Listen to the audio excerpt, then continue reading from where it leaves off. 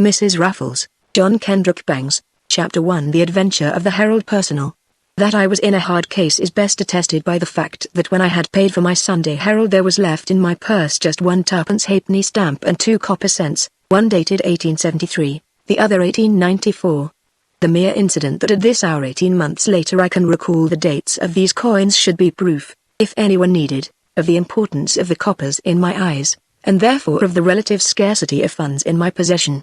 Raffles was dead killed, as you may remember, at the Battle of Spion Kop, and I, his companion, who had never known want while his deft fingers were able to carry out the plans of that insinuating and marvelous mind of his, was now, in the vernacular of the American, up against it. I had come to the United States, not because I had any liking for that country or its people, who, to tell the truth, are too sharp for an ordinary burglar like myself, but because with the war at an end I had to go somewhere, and English soil was not safely to be trod by one who was required for professional reasons to evade the eagle eye of Scotland Yard until the statute of limitations began to have some bearing upon his case. That last affair of Raffles and mine, wherein we had successfully got away with the diamond stomacher of the Duchess of Herringdale, was still a live matter in British detective circles, and the very audacity of the crime had definitely fastened the responsibility for it upon our shoulders. Hence it was America for me, where one could be as English as one pleased without being subject to the laws of His Majesty, King Edward VII, of Great Britain and Ireland, and sundry other possessions upon which the sun rarely if ever sets. For 2 years I had led a precarious existence, not finding in the land of silk and money quite as many of those opportunities to add to the sum of my prosperity as the American war correspondent I had met in the Transvaal led me to expect. Indeed, after 6 months of successful lecturing on the subject of the Boers before various lyceums in the country, I was reduced to a state of penury which actually drove me to thievery of the pettiest and the most vulgar sort. There was little in the way of mean theft that I did not commit. During the coal famine, for instance, every day passing the coal yards to and fro, I would appropriate a single piece of the precious anthracite until I had come into possession of a scuttleful, and this I would sell to the suffering poor at prices varying from 3 shillings to $2.50, a precarious living indeed. The only respite I received for 6 months was in the rape of the hansom cab, which I successfully carried through one bitter cold night in January. I hired the vehicle at Madison Square and drove to a small tavern on the Boston Post Road. The icy cold of the day gave me an excuse for getting my cabby drunk in the guise of kindness. Him safely disposed of in a drunken stupor, I drove his jaded steed back to town, and $15 with him before daybreak, and then, leaving the cab in the Central Park, sold the horse for $18 to a snow removal contractor over on the east side. It was humiliating to me, a gentleman born, and a partner of so illustrious a person as the late A.J. Raffles, to have to stoop to such miserable doings to keep body and soul together, but I was forced to confess that, whatever Raffles had left to me in the way of example, I was not his equal either in the conception of crime or in the nerve to carry a great enterprise through. My biggest coups had a way of failing at their very beginning, which was about the only blessing I enjoyed, since none of them progressed far enough to imperil my freedom, and, lacking confederates, I was of course unable to carry through the profitable series of abductions in the world of high finance that I had contemplated. Hence my misfortunes, and now on this beautiful Sunday morning, penniless but for the coppers and the postage stamp, with no breakfast in sight, and, fortunately enough, not even an appetite, I turned to my morning paper for my solace. Running my eye up and down the personal column, which has for years been my favorite reading of Sunday mornings, I found the usual assortment of matrimonial enterprises recorded, pathetic appeals from P.D. to meet Q. on the corner of 23rd Street at 3, imploring requests from J.A.K. to return at once to his only mother, who promises to ask no questions, and finally could I believe my eyes now riveted upon the word ? My own sobriquet, printed as boldly and as plainly as though I were some patent cure for all known human ailments. It seemed incredible, but there it was beyond all peradventure. Wanted. A butler. Bunny preferred. Apply to Mrs. A.J. Van Raffles, Bolivar Lodge, Newport, R.I. To whom could that refer if not to myself, and what could it mean? Who was this Mrs. A.J. Van Raffles? A name so like that of my dead friend that it seemed almost identical. My curiosity was roused to concert pitch. If this strange advertiser should be, but no, she would not send for me after that stormy interview in which she cast me over to take the hand of Raffles, the brilliant, fascinating Raffles, who would have won his Isabella from Ferdinand, Chloe from her Corydon, Pierrette from Pierrotte, even Heloise from Abelard. I never could find it in my heart to blame Henriette for losing her heart to him, even though she had already promised it to me, for I myself could not resist the fascination of the man at whose side I faithfully worked even after he had stolen from me this dearest treasure of my heart. And yet who else could it be if not the lovely Henriette? Surely the combination of Raffles, with or without the van, and Bunny was not so usual as to permit of so remarkable a coincidence. I will go to Newport at once, I cried, rising and pacing the floor excitedly, for I had many times, in cursing my loneliness, dreamed of Henriette, and had oftener and oftener of late found myself wondering what had become of her, and then the helplessness of my position burst upon me with full force. How should I, the penniless wanderer in New York, get to Bolivar Lodge at Newport? It takes money in this sordid country to get about, even as it does in Britain. In sorry truth, things in detail differ little whether one lives under a king or a president. Poverty is quite as hard to bear. Free passes on the railroad are just as scarce. Curses on these plutocrats, I muttered, as I thought of the railway directors rolling in wealth, running trains filled with empty seats to and from the spot that might contain my fortune, and I unable to avail myself of them for the lack of a paltry $1 or $2. But suddenly the thought flashed over me: telegraph collect. If it is she will respond at once. And so it was that an hour later the following message was ticked over the wires. Personal, today's Herald received. Telegraph railway fare and I will go to you instantly. Signed, Bunny. For 3 mortal hours I paced the streets feverishly awaiting the reply, and at 2:30 it came, disconcerting enough in all conscience. If you are not a bogus bunny you will know how to raise the cash. If you are a bogus bunny I don't want you. It was simple, direct, and convincing, and my heart fluttered like the drum beat's morning call to action the moment I read it. By Jove! I cried. The woman is right, of course. It must be Henriette. I'll go to her if I have to rob a nickel in the slot machine. It was as of old. Faint-hearted I always was until someone gave me a bit of encouragement. A word of praise or cheer from Raffles in the old days and I was ready to batter down Gibraltar. A bit of discouragement and a Raguar's armor plate beside me. If you are not a bogus bunny you will know, I read, spreading the message out before me. That is to say, she believes that if I am really myself I can surmount the insurmountable. Gad. I'll do it. And I set off hot foot up Fifth Avenue, hoping to discover, or by cogitation in the balmy air of the springtime afternoon, conceive of some plan to relieve my necessities. But, somehow or other, it wouldn't come.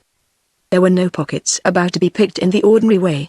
I hadn't the fare for a ride on the surface or elevated cars, where I might have found an opportunity to relieve some traveler of his purse, and as for snatching such a thing from some shopper, it was Sunday and the women who would have been an easy prey on a bargain day carried neither purse nor side bag with them. I was in despair, and then the pealing bells of Street Johndy's, spiritual home of the multimillionaires of New York, rang out the call to afternoon service. It was like an invitation. The way was clear. My plan was laid in an instant, and it worked beyond my most hopeful anticipations. Entering the church, I was ushered to a pew about halfway up the center aisle. Despite my poverty, I had managed to keep myself always well groomed, and no one would have guessed, to look at my faultless frock coat and neatly creased trousers, at my finely gloved hand and polished top hat, that my pockets held scarcely a brass farthing.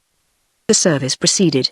A good sermon on the vanity of riches found lodgment in my ears, and then the supreme moment came. The collection plate was passed, and, gripping my 2 pennies in my hand, I made as if to place them in the salver, but with studied awkwardness I knocked the alms platter from the hands of the gentleman who passed it. The whole contents and the platter as well fell at my feet, and from my lips in reverent whispers poured forth no end of most abject apologies.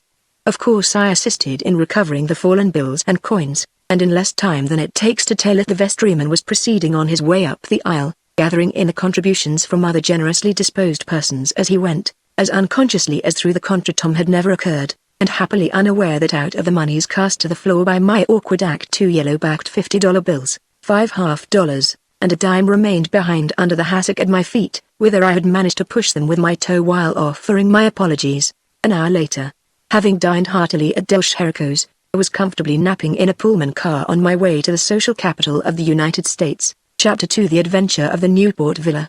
There is little need for me to describe in detail the story of my railway journey from New York to Newport.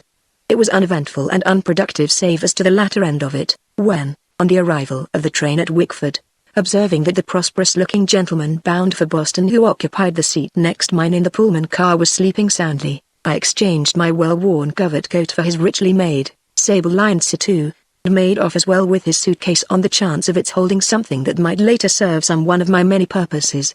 I mentioned this in passing only because the suitcase, containing as it did all the essential features of a gentleman's evening attire, even to 3 superb pearl studs in the bosom of an immaculately white shirt, all of them, marvelously enough, as perfectly fitting as though they had been made for me, with 100 unregistered first mortgage bonds of the United States Steel Company, of which securities there will be more, and enabled me later to appear before Mrs. Van Raffles in a guise so prosperous as to win an immediate renewal of her favor. "We shall be almost as great a combination as the original Bunny," she cried, enthusiastically, when I told her of this coup. "With my brains and your blind luck nothing can stop us." My own feelings as I drove up to Bolivar Lodge were mixed. I still loved Henriette madly, but the contrast between her present luxury and my recent misery grated harshly upon me. I could not rid myself of the notion that Raffles had told her of the secret hiding place of the diamond stomacher of the Duchess of Herringdale, and that she had appropriated to her own use all the proceeds of its sale, leaving me, who had risked my liberty to obtain it, without a penny's worth of dividend for my pains. It did not seem quite a level thing to do, and I must confess that I greeted the lady in a reproachful spirit. It was, indeed, she, and more radiantly beautiful than ever, a trifle thinner perhaps, and her eyes more coldly piercing than seductively winning as of yore, but still Henriette, whom I had once so madly loved and who had jilted me for a better man. "Dear old Bunny," she murmured, holding out both hands in welcome. "Just to think that after all these years and in a strange land and under such circumstances we should meet again." "It is strange," said I, my eye roving about the drawing room, which from the point of view of its appointments and decoration was about the richest thing I had ever seen, either by light of day or in the mysterious glimpses one gets with a dark lantern of the houses of the moneyed classes. "It seems more than strange," I added, significantly, "to see you surrounded by such luxury. A so-called lodge built of the finest grade of Italian marble, gardens fit for the palace of a king, a retinue of servants such as one scarcely finds on the ducal estates of the proudest families of England, and a mansion that is furnished with treasures of art, any one of which is worth a queen's ransom." "I do not wonder you are surprised," she replied, looking about the room with a smile of satisfaction that did little to soothe my growing wrath. "It certainly leaves room for explanation," I retorted, coldly. "Of course, if Raffles told you where the Herringdale jewels were hid and you have disposed of them, some of all this could be accounted for, but what of me? Did it ever occur to you that I was entitled to some part of the swag?" "Oh, you poor, suspicious old Bunny," she rippled. "Haven't I sent for you to give you some share of this, although truly you don't deserve it, for this is all mine. I haven't any more notion what became of the Herringdale jewels than the Duchess of Herringdale herself." "What?" I cried. "Then these surroundings are self-furnishing," she said, with a merry little laugh, "and all through a plan of my own, Bunny. This house, as you may not be aware, is the late residence of Mr. and Mrs. Constance Scrapp, who are suing each other for divorce," I put in, for I knew of the constant scraps in social life, as who did not, since a good third of the society items of the day concerned themselves with the matrimonial difficulties of this notable couple. "Precisely," said Henriette. "Now Mrs. Scrapp is in South Dakota establishing a residence, and Colonel Scrapp is at Monte Carlo circulating his money with the aid of a wheel and a small ball. Bolivar Lodge, with its fine collection of old furniture, its splendid jades, its marvelous oriental potteries, paintings, and innumerable small silver articles, is left here at Newport and Frent. What more natural, dear, than that I, needing a residence whose occupancy would in itself be an assurance of my social position, should snap it up with an eagerness which in this Newport atmosphere amounted nearly to a betrayal of plebeian origin, but it must cost a fortune," I cried, gazing about me at the splendors of the room, which even to a cursory inspection revealed themselves as of priceless value. "That cloisonne jar over by the fireplace is worth £200 alone. That is just the reason why I wanted this particular house, Bunny. It is also why I need your assistance in maintaining it," Mrs. Raffles returned. "Woman is ever a mystery," I responded, with a harsh laugh. "Why in heaven's name you think I can help you to pay your rent? It is only $2,500 a month, Bunny," she said. My answer was a roar of derisive laughter. "Hear her!" I cried, addressing the empty air. "Only $2,500 a month? Why, my dear Henriette, if it were 2,500 clamshells a century I couldn't help you pay a day's rental. I am that strapped. Until this afternoon I hadn't seen 30 cents all at once for nigh on to 6 months. I have been so poor that I've had to take my morning coffee at midnight from the coffee wagons of the New York, Boston, and Chicago sporting papers. In 8 months I have not tasted a table-d'hôte dinner that an expert would value at 15 cents net, and yet you ask me to help you pay $2,500 a month rent for a Newport palace. You must be mad. You are the same loquacious old bunny that you used to be, said Mrs. Raffles, sharply, yet with a touch of affection in her voice. You can't keep your trap shut for a second, can you? Do you know, Bunny, what dear old A.J. said to me just before he went to South Africa? It was that if you were as devoted to business as you were to words you'd be a wonder. His exact remark was that we would both have to look out for you for fear you would queer the whole business. Raffles estimated that your habit of writing up full accounts of his various burglaries for the London magazines has made the risks 100% bigger and the available swag 1,000% harder to get hold of. Harry, said he the night before he sailed, if I die over in the Transvaal and you decide to continue the business, get along as long as you can without a press agent. If you go on the stage, surround yourself with them, but in the burglary trade they are a nuisance. My answer was a sulky shrug of the shoulders. You haven't given me a chance to explain how you are to help me. I don't ask you for money, Bunny.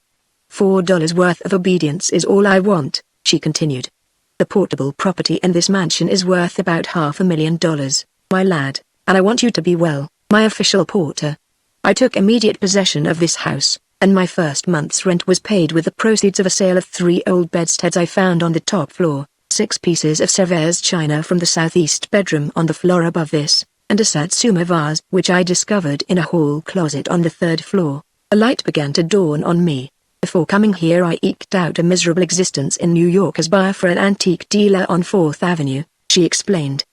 He thinks I am still working for him, traveling about the country in search of bargains in highboys, mahogany desks, antique tables, wardrobes, bedsteads, in short, valuable junk generally. Now do you see, as Mrs. Raffles or Van Raffles, as you have it now? I demanded. Oh, Bunny, Bunny, Bunny. What a stupid you are. Never. As Miss Pratt Robinson, she replied. From this I earn $15 a week. The sources of the material I send him, well, do you see now, Bunny? It is growing clearer, said I. You contemplate paying the rent of this house with its contents, is that it? What beautiful intelligence you have, Bunny. She laughed, airily. You know a hawk from a handsaw. Nobody can pass a motor car off on you for a horse, can they, Bunny dear? Not while you have that eagle eye of yours wide open. Yes, sir. That is the scheme. I am going to pay the rental of this mansion with its contents. $500,000 worth of contents means how long at $2,500 a month? Eh, Gad? Henriette, I cried. You are worthy of Raffles, I swear it. You can be easy about your rent for 16 years, that is about the size of it, as these Newport people have it, said Mrs. Raffles, beaming upon me. I'm still in the dark as to where I come in, said I. Promise to obey my directions implicitly, said Henriette, and you will receive your share of the booty. Henriette, I cried, passionately, teasing her hand. No, Bunny, not now, she remonstrated, gently. This is no time for sentiment. Just promise to obey. The love and honor business may come later. I will, said I. Well, then, she resumed, her color mounting high, and speaking rapidly, you are to return at once to New York, taking with you 3 trunks which I have already packed, containing one of the most beautiful collections of jade ornaments that has ever been gathered together. You will rent a furnished apartment in some aristocratic quarter. Spread these articles throughout your rooms as though you were a connoisseur, and on Thursday next, when Mr. Harold Van Gilt calls upon you to see your collection, you will sell it to him for not less than $8,000. Aha! Said I. I see the scheme. This you will immediately remit to me here, she continued, excitedly. Mr. Van Gilt will pay cash, I laughed. Why 8,000? I demanded. Are you living beyond your income? No, she answered, but next month's rent is due Tuesday, and I owe my servants and tradesmen $2,500 more. Even then there will be $3,000 over, I put in. True, Bunny, true. But I shall need it all, dear. I'm invited to the P.J.D. Gasters on Sunday afternoon to play bridge, Henriette explained. We must prepare for emergencies. I returned to New York on the boat that night, and by Wednesday was safely ensconced in very beautifully furnished bachelor quarters near Gramercy Square, where on Thursday Mr. Harold Van Gilt called to see my collection of jades which I was selling because of a contemplated 5-year journey into the East. On Friday Mr. Van Gilt took possession of the collection, and that night a check for $8,000 went to Mrs. Van Raffles at Newport. Incidentally, I passed $2,000 to my own credit. As I figured it out, if Van Gilt was willing to pay $10,000 for the stuff, and Henriette was willing to take $8,000 for it, nobody was the loser by my pocketing $2,000 unless, perhaps, it was Mr. and Mrs. Constance Scrap who owned the goods. But that was none of my affair. I played straight with the others. And that was all there was to it as far as I was concerned. Chapter 3: The Adventure of Mrs. Gaster's Maid. 2 days after my bargain with Mr. Harold Van Gilt, in which he acquired possession of the scrap jades and Mrs. Van Raffles and I shared the proceeds of the $10,000 check, I was installed at Bolivar Lodge as head butler and steward, my salary to consist of what I could make out of it on the side, plus 10% of the winnings of my mistress. It was not long before I discovered that the job was a lucrative one. From various tradesmen of the town I received presents of no little value in the form sometimes of diamond scarf pins, gold link sleeve buttons, cases of fine wines for my own use, and in 1 or 2 instances checks of substantial value. There was also what was called a steward's rebate on the monthly bills, which in circles where lavish entertainment is the order of the day amounted to a tidy little income in itself. My only embarrassment lay in the contact into which I was necessarily brought with other butlers, with whom I was perforce required to associate. This went very much against the grain at first, for, although I am scarcely more than a thief after all, I am an artistic one, and still retain the prejudice against inferior associations which an English gentleman, whatever the vicissitudes of his career, can never quite rid himself of. I had to join their club, an exclusive organization of butlers and gentlemen's gentlemen, otherwise valets, and in order to quiet all suspicion of my real status in the Van Raffles household I was compelled to act the part in a fashion which revolted me. Otherwise the position was pleasant, and, as I have intimated, more than lucrative. It did not take me many days to discover that Henriette was a worthy successor to her late husband. Few opportunities for personal profit escaped her eye, and I was able to observe as time went on, and I noted the accumulation of spoons, forks, nutcrackers, and gimcracks generally that she brought home with her after her calls upon or dinners with ladies of fashion, that she had that quality of true genius which never overlooks the smallest details. The first big coup after my arrival, as the result of her genius, was in the affair of Mrs. Gaster's maid. Henriette had been to a bridge afternoon at Mrs. Gaster's and upon her return manifested an extraordinary degree of excitement.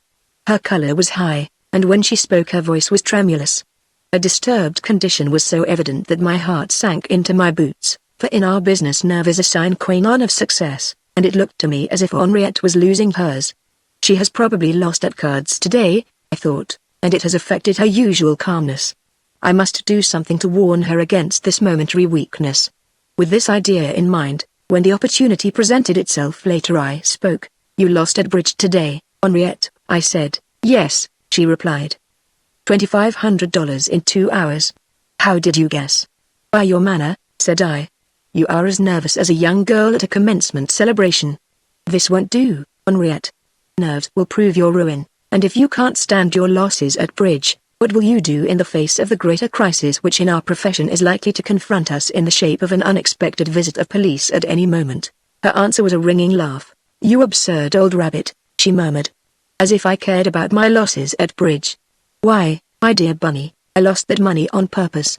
You don't suppose that I am going to risk my popularity with these Newport ladies by winning, do you? Not I, my boy. I plan too far ahead for that. For the good of our cause it is my task to lose steadily and with good grace. This establishes my credit, proves my amiability, and confirms my popularity. But you are very much excited by something, Henriette," said I. "You cannot deny that." "I don't, but it is the prospect of future gain, not the reality of present losses, that has taken me off my poise," she said. "Whom do you suppose I saw at Mrs. Gaster's today? No detectives, I hope," I replied, paling at the thought. "No, sir," she laughed. "Mrs. Gaster's maid. We must get her, Bunny." "Oh, tush!" I ejaculated. "All this powwow over another woman's maid. You don't understand," said Henriette.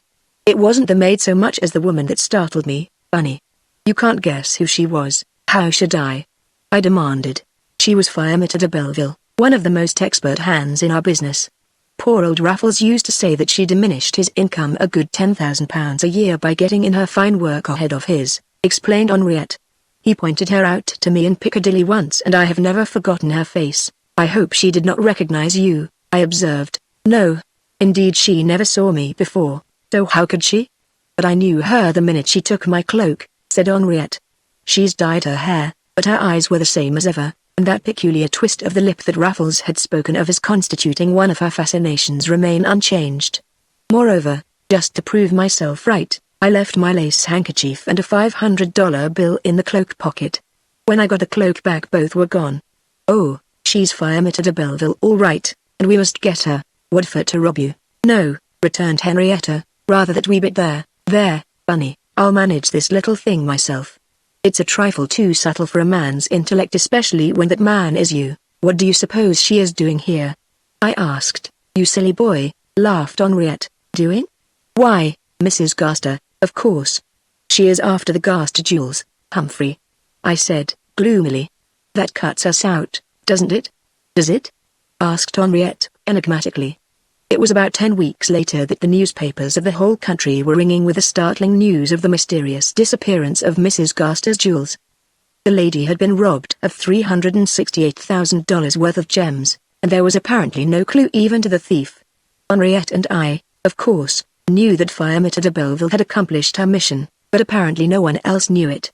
True, she had been accused, and had been subjected to a most rigid examination by the Newport police and the New York Central Office, but no proof of any kind establishing her guilt could be adduced, and after a week of suspicion she was to all intents and purposes relieved of all odium. "She'll skip now," said I. "Not she," said Henriette.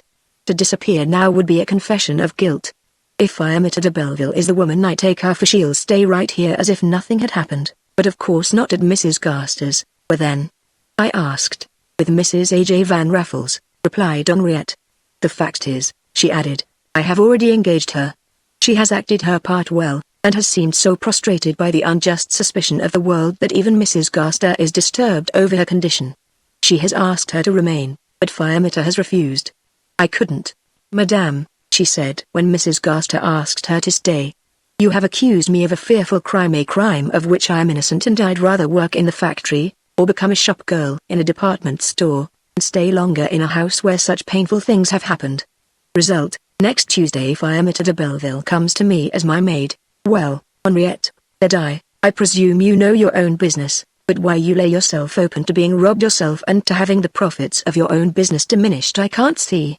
Please remember that I warned you against this foolish act." "All right, Bunny, I'll remember," smiled Mrs. Van Raffles, and the matter was dropped for the moment. The following Tuesday Fiammetta de Belleville was installed in the Van Raffles household as the maid of Mrs. A.J. Van Raffles. To her eagle eye it was another promising field for profit, for Henriette had spared neither pains nor money to impress Fiammetta with the idea that next to Mrs. Gaster she was about as lavish and financially capable a householder as could be found in the social capital of the United States. As for me, I was the picture of gloom. The woman's presence in our household could not be but a source of danger to our peace of mind as well as to our profits, and for the life of me I could not see why Henriette should want her there. But I was not long in finding out. A week after Fiammetta's arrival Mrs. Raffles rang hurriedly for me. "Yes, madame," I said, responding immediately to her call. "Bunny," she said, her hand trembling a little, "the hour for action has arrived. I have just sent Fiammetta on an errand to Providence. She will be gone 3 hours." "Yes," said I. "What of it? I want you during her absence to go with me to her room." The situation began to dawn on me. "Yes," I cried, breathlessly. "And search her trunks?" "No, Bunny, no, the eaves," whispered Henriette. "I gave her that room in the wing because it has so many odd cubby holes where she could conceal things. I am inclined to think, well, the moment she leaves the city let me know. Follow her to the station, and don't return till you know she is safely out of town and on her way to Providence. Then our turn will come." Oh, that woman! If I had not adored her before but enough. This is no place for sentiment. The story is the thing, and I must tell it briefly. I followed out Henriette's instructions to the letter, and an hour later returned with the information that Fiammetta was, indeed, safely on her way. "Good," said Mrs. Raffles. "And now, Bunny, for the Gaster jewels," mounting the stairs rapidly, taking care, of course, that there were none of the other servants about to spy upon us. We came to the maid's room. Everything in it betokened a high mind and a good character.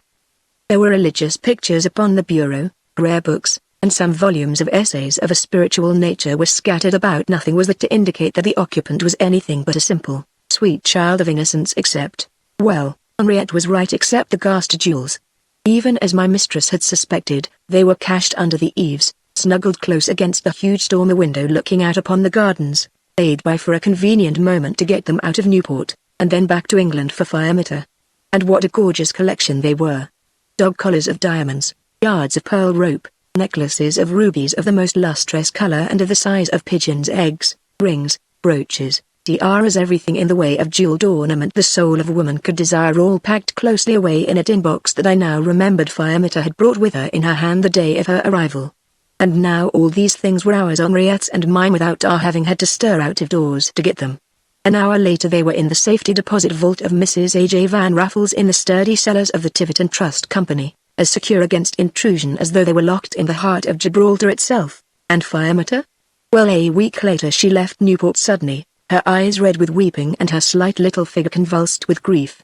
Her favorite aunt had just died, she said, and she was going back to England to bury her. Chapter 4 The Pearl Rope of Mrs. Gushington Andrews. Bunny, said Henrietta one morning, shortly after we had come into possession of the Gaster jewels, how is your nerve? Are you ready for a coup requiring a lot of it? Well, I replied, glooming myself a bit, I don't wish to boast, Henriette, I think it is pretty good. I managed to raise $2,700 on my own account by the use of it last night. Indeed? Said Henriette, a slight frown. How, Bunny? You know you are likely to complicate matters for all of us if you work on the side. What, pray, did you do last night? And then I unfolded to her the incidents of the night before when, by assuming at a moment's notice the position of valet to young Robertson de Pelt, the frisky young favorite of the inner set, I had relieved that high-flying young bachelor of $1,500 in cash and some $1,200 worth of jewels as well. I was spending the evening at the Gentleman's Club, I explained, when word came over the telephone to Digby, Mr. de Pelt's valet, that Mr. de Pelt was at the Rockabilts and in no condition to go home alone. It happened that it was I who took the message, and observing that Digby was engaged in a game of billiards, and likely to remain so for some time to come, I decided to go after the gentleman myself without saying anything to Digby about it. Muffling myself up so that no one could recognize me, I hired a cab and drove out to the Rockabilt mansion, sent in word that Mr. de Pelt's man was waiting for him, and in 10 minutes had a young gentleman in my possession. I took him to his apartment, dismissed the cab, and, letting ourselves into his room with his own latchkey, put him to bed. His clothes I took, as a well-ordered valet should, from his bedchamber into an adjoining room, where, after removing the contents of his pockets, I hung them neatly over a chair and departed, taking with me, of course, everything of value the young gentleman had about him, even down to the 2 brilliant rubies he wore in his garter buckles. This consisted of 2 handfuls of crumpled $20 bills from his trousers, 3 rolls of $100 bills from his waistcoat, and sundry other lots of currency, both paper and specie, that I found stowed away in his overcoat and dinner coat pockets. There were also 10 $20 gold pieces in a little silver chain bag he carried on his wrist. As I say, there was about $1,500 of this loose change, and I reckon up the value of his studs, garter rubies, and finger rings at about $1,200 more, or a $2,700 pull in all. Mercy, Bunny, that was a terribly risky thing. Suppose he had recognized you? Cried Henriette. Oh, he did, or at least he thought he did, I replied, smiling broadly at the recollection. On the way home in the cab he wept on my shoulder and said I was the best friend he ever had, and told me he loved me like a brother. There wasn't anything he wouldn't do for me, and if ever I wanted an automobile or a grand piano all I had to do was to ask him for it. He was very genial. Well, Bunny, said Henriette, you are very clever at times, but do be careful. I am delighted to have you show your nerve now and then, but please don't take any serious chances. If Mr. de Pelt ever recognizes you and he dines here next Wednesday you'll get us both into awful trouble. Again I laughed. He won't, said I, with a conviction born of experience. His geniality was of the kind that leaves the mind a blank the following morning. I don't believe Mr. de Pelt remembers now that he was at the Rockabilts last night, and even if he does, you know that I was in this house at 11 o'clock. Bunny? Why, I haven't seen you since dinner, he demurred. Nevertheless, Henriette, you know that I was in the house at 11 o'clock last night, or, rather, you will know it if you are ever questioned on a subject, which you won't be, said I. So, now that I have shown you in just what shape my nerve is, what is the demand you are going to put upon it? You will have to bring to the enterprise all that ability which used to characterize your efforts as an amateur actor, Bunny, she replied. Summon all your sang-froid to your aid, act with deliberation, courtesy, and, above all, without the slightest manifestation of nervousness. We should win, not a petty little $2,700, but as many thousands. You know Mrs. Gushington Andrews? Yes, said I. She is the lady who asked me for the olives at your last dinner. Precisely, observed Henriette. You possibly observed also that wherever she goes she wears about 69 yards of pearl rope upon her person. Rope? I laughed. I shouldn't call that rope. Cable. Yes, frankly, when she came into the dining room the other night I thought it was a feather boa she had on. All pearls, Bunny, of the finest water, said Henriette, enthusiastically. There isn't one of the thousands that isn't worth anywhere from $500 to $2,500, and I am to land a yard or two of the stuff for you in some mysterious way? I demanded. How is it to be by kidnapping the lady, the snatch and run game, or how? Sarcasm does not suit your complexion, Bunny, retorted Henriette. Your best method is to follow implicitly the directions of wiser brains. You are a first-class tool, but as a principal, well, never mind. You do what I tell you and some of those pearls will be ours. Mrs. Gushington Andrews, as you may have noticed, is one of those exceedingly effusive ladies who go into ecstasies over everything and everybody. She is what Raffles used to call a palaverer. Where most people nod she describes a complete circle with her head. When a cold, formal handshake is necessary she perpetrates an embrace, and that is where we come in. At my next Tuesday tea she will be present. She will wear her pearls, she'll be strung with them from head to foot. A rope walk won't be in it with her, and every single little jewel will be worth a small fortune. You, Bunny, be in the room to announce her when she arrives. She will rush to my arms, throw her own about my neck, the ornaments of my corsage will catch the rope at 2 or more points, sever the thread in several places, pearls will rain down upon the floor by dozens, and then, I'm to snatch him and dive through the window, eh? I interrupted. No, Bunny, you will behave like a gentleman, that is all, she responded, haughtily, or rather like a butler with the instincts of a gentleman. At my cry of dismay over the accident, better call it the incident, I put in. Hush. At my cry of dismay over the accident, Henriette repeated, you will spring forward, go down upon your knees, and gather up the jewels by the handful. You will pour them back into Mrs. Gushington Andrews's hands and retire. Now, do you see? Yes, said I. But how do you get the pearls if I pour them back into her hands? Am I to slide some of them under the rugs, or flick them with my thumbnail under the piano or what? Nothing of the sort, Bunny, just do as I tell you, only bring your gloves to me just before the guests arrive, that is all, said Henriette. Instinct will carry you through the rest of it. And then the conspiracy stopped for the moment. The following Tuesday at 5 the second of Mrs. Van Raffles's Tuesday afternoons began. Fortune favored us in that it was a beautiful day and the number of guests was large. Henriette was charming in her new gown, specially imported from Paris, a gown of oriental design with row upon row of brilliantly shining, crescent-shaped ornaments firmly affixed to the front of it, and every one of them as sharp as a steel knife.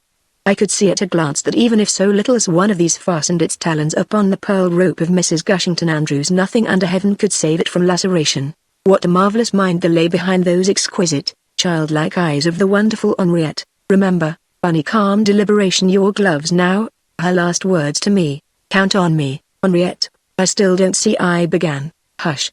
Just watch me, she replied. Whereupon this wonderful creature, taking my white gloves, deliberately smeared their palms and inner sides of the fingers with a milk-hued paste of her own making, composed of talcum powder and liquid honey. Nothing more innocent appearing yet more villainously sticky have I ever before encountered. There, she said, and at last I understood. An hour later our victim arrived, and scarce an inch of her but shone like a snow-clad hill with the pearls she wore. I stood at the portiere and announced Mrs. Gushington Andrews in my most blasé but butlerient tones. The lady fairly rushed by me, and in a moment her arms were about Henriette's neck. You dear, sweet thing, cried Mrs. Gushington Andrews. And you look so exquisitely charming today. And then there came a ripping sound. The two women started to draw away from each other, 5 of the crescents catching in the rope, in the impulsive jerking back of Mrs. Gushington Andrews in order that she might gaze into Henrietta's eyes, cut through the marvelous cords of the exquisite jewels. There was a cry of dismay both from Henriette and her guest, and the rug beneath their feet was simply white with riches. In a moment I was upon my knees scooping them up by the handful. Oh, dear, how very unfortunate, cried Henriette. Here, she added, holding out a pair of teacups. Let James pour them into this, and James, otherwise myself, did so to the extent of 5 teacups full of them, and then he discreetly retired. Well, Bunny, said Henriette, breathlessly, 2 hours later when her last guest had gone. Tell me quickly, what was the result? These. Madame, said I, handing her a small plush bag into which I had poured the salvage taken from my sticky palms. A good afternoon's work, I added, and, egad, it was 17 pearls of a value of $1,200 each, 15 worth scarcely less than $900 apiece, and some 27 or 8 smaller ones that we held to be worth in the neighborhood of $500 each. Splendid! Cried Henrietta, roughly speaking. Bunny, we've pulled in between $40,000 and $50,000 today. About that, said I, with an inward chuckle, for I, of course, did not tell Henriette of 8 beauties I had kept out of the returns for myself. But what are we going to do when Mrs. Gushington Andrews finds out that they are gone? I shall provide for that, said this wonderful woman. I shall throw her off the scent by sending you over to her at once with 16 of these assorted. I hate to give them up, but I think it advisable to pay that much as a sort of insurance against suspicion. Even then we'll be $35,000 to the good. And, by the way, Bunny, I want to congratulate you on one thing. Ah. What's that, my sang-froid, my nerve? I asked, airily. No, the size of your hands, said Henriette. The superficial area of those palms of yours has been worth $10,000 to us today. Chapter 5: The Adventure of the Steel Bonds. Excuse me, Henriette, said I one morning, after I had been in Mrs. Van Raffles's employ for about 3 months and had begun to calculate as to my share of the profits. What are you doing with all this money we are gradually accumulating? There must be pretty near $1 million in hand by this time, eh?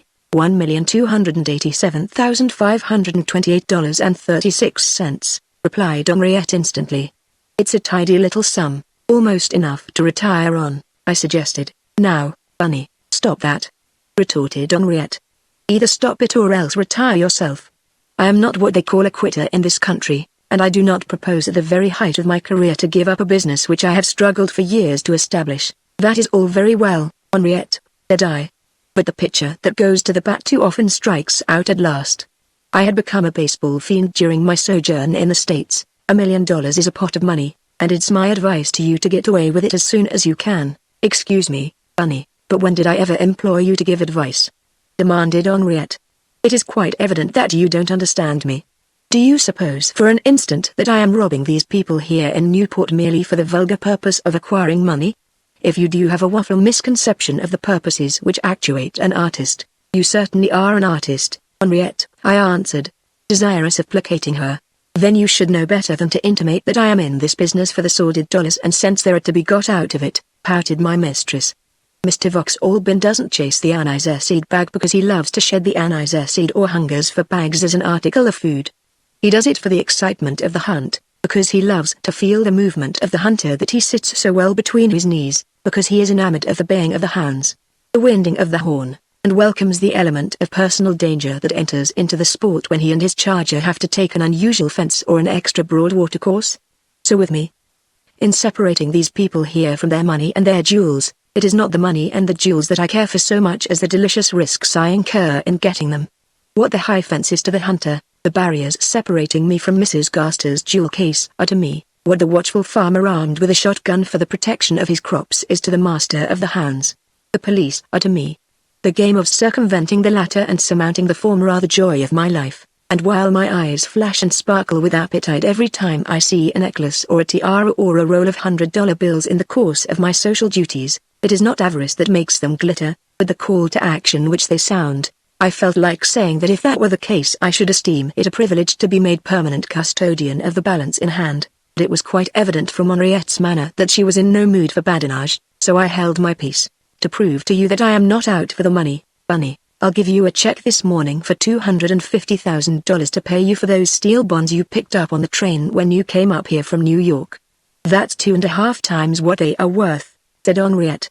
Is it a bargain? Certainly, ma'am, I replied, delighted with the proposition. But what are you going to do with the bonds? Borrow $1.5 million on M, said Henriette. What? I cried. $1.5 million on 100,000 security? Certainly, replied Henriette, only it will require a little manipulation. For the past 6 months I have been depositing the monies I have received in 17 national banks in Ohio, each account being opened in a different name. The balances in each bank have averaged about $300,000, thanks to a circular system of checks in an endless chain that I have devised. Naturally, the size of these accounts has hugely interested the bank officials, and they all regard me as a most desirable customer, and I think I can manage matters so that 2 or 3 of them, anyhow, will lend me all the money I want on those bonds and this certificate of trust which I shall ask you to sign. Me? I laughed. Surely you are joking. What value will my signature have? It will be good as gold after you have deposited that check for $250,000 in your New York bank, said Henriette. I shall go to the president of the Omaha National Bank at Oshkosh, Ohio, where I have at present $368,343.18 on deposit, and tell him that the Honorable John Warrington Bunny, of New York, is my trustee for an estate of $13 million in funds set apart for me by a famous relative of mine who is not proud of the connection. He will communicate with you and ask you if this is true. You will respond by sending him a certified copy of the trust certificate, and refer him as to your own responsibility to the New York bank where our $250,000 is on deposit. I will then swap checks with you for $300,000, mine to you going into your New York account and yours to me as trustee going into my account with the Omaha National. The New York bank will naturally speak well of your balance, and the Omaha people, finding the $300,000 check good, will never think of questioning your credit. This arranged, we will start in to wash those steel bonds up to the limit. That's a very simple little plan of yours, Henriette, said I, and the first part of it will work easily, I have no doubt. But how the deuce are you going to wash those bonds up to 15 times their value? Easiest thing in the world, Bunny, laughed Henriette. There will be $2 million of the bonds before I get through. Heavens, no counterfeiting, I hope? I cried. Nothing so vulgar, said Henriette. Just a little management, that's all. And, by the way, Bunny, when you get a chance, please hire 20 safe deposit boxes for me in as many different trust companies here and in New York, and don't have them too near together. That's all for the present. 3 weeks later, having followed out Henriette's instructions to the letter, I received at my New York office a communication from the president of the Omaha National Bank, of Oshkosh, Ohio, inquiring as to the Van Raffles Trust Fund. I replied with a certified copy of the original which Henriette had already placed in the president's hands. I incidentally referred the inquirer as to my own standing to the Delancey Trust Company, of New York. The $300,000 checks were exchanged by Henriette and myself. Hers, by the way, was on the 76th National Bank, of Brookline, Massachusetts, was signed by a fictitious male name, which shows how carefully she had covered her tracks. Both went through without question, and then the steel bonds came into play. Henriette applied for a loan of $1,500,000, offering the trust certificate for security. The president of the Omaha National wished to see some of her other securities, if she had any, which Henriette cordially replied that if he would come to New York she would gladly show them to him, intimated that if the loan went through she wouldn't mind paying the bank a bonus of $100,000 for the accommodation. The response was immediate. Mr. Bolivar would come on at once, and he did. Now, Bunny, said Mrs. Van Raffles on the morning of his arrival, all you have to do is to put the 100 bonds first in the vault of the Amalgamated Trust Company, of West Virginia, on Wall Street. Mr. Bolivar and I will go there and I will show them to him. We will then depart. Immediately after our departure you will get the bonds and take them to the vaults of the Trans-Missouri and Continental Trust Company, of New Jersey, on Broadway. You will go on foot, we in a hansom, so that you will get there first. I will take Mr. Bolivar in and show him the bonds again. Then you will take them to the vaults of the Riverside Coal Trust Company, of Pennsylvania, on Broad Street, where 5 minutes later I will show them for the 3rd time to Mr. Bolivar, and so on. We will repeat this operation 18 times in New York so that our visitor will fancy he has seen $1,800,000 worth of bonds in all, after which he will come to Newport, where I will show them to him twice more, making a $2 million showdown. See? I toppled back into a chair in sheer amazement. By jingo! But you are a wonder, I cried. If it only works. It worked. Mr. Bolivar was duly impressed with the extent of Henriette's fortune in tangible assets, not to mention her evident standing in the community of her residence. He was charmingly entertained and never for an instant guessed when at dinner, where Henriette had no less personages than the Rockabilts, Mrs. Gaster, Mrs. Gushington Andrews, Tommy Dare, and various other social lights to meet him, that the butler who passed him his soup and helped him liberally to wine was the Honorable John Warrington Bunny, trustee. Well, said Henriette, as she gazed delightedly at the president's certified check for $1,400,000, the amount of the loan less the bonus. That was the best sport yet. Even aside from the size of the check, Bunny, it was great chasing the old man to cover. What do you think he said to me when he left? The poor, dear-old innocent. Give it up. What? He said that I ought to be very careful in my dealings with men, who might impose upon my simplicity, laughed Henriette. Simplicity? I roared. Whatever gave him the idea that you were simple? Oh, I don't know, said Henriette, demurely. I guess it was because I told him I kept those bonds in 20 safe deposit vaults instead of in one, to protect myself in case of loss by fire. I didn't want to have too many eggs in one basket, said I.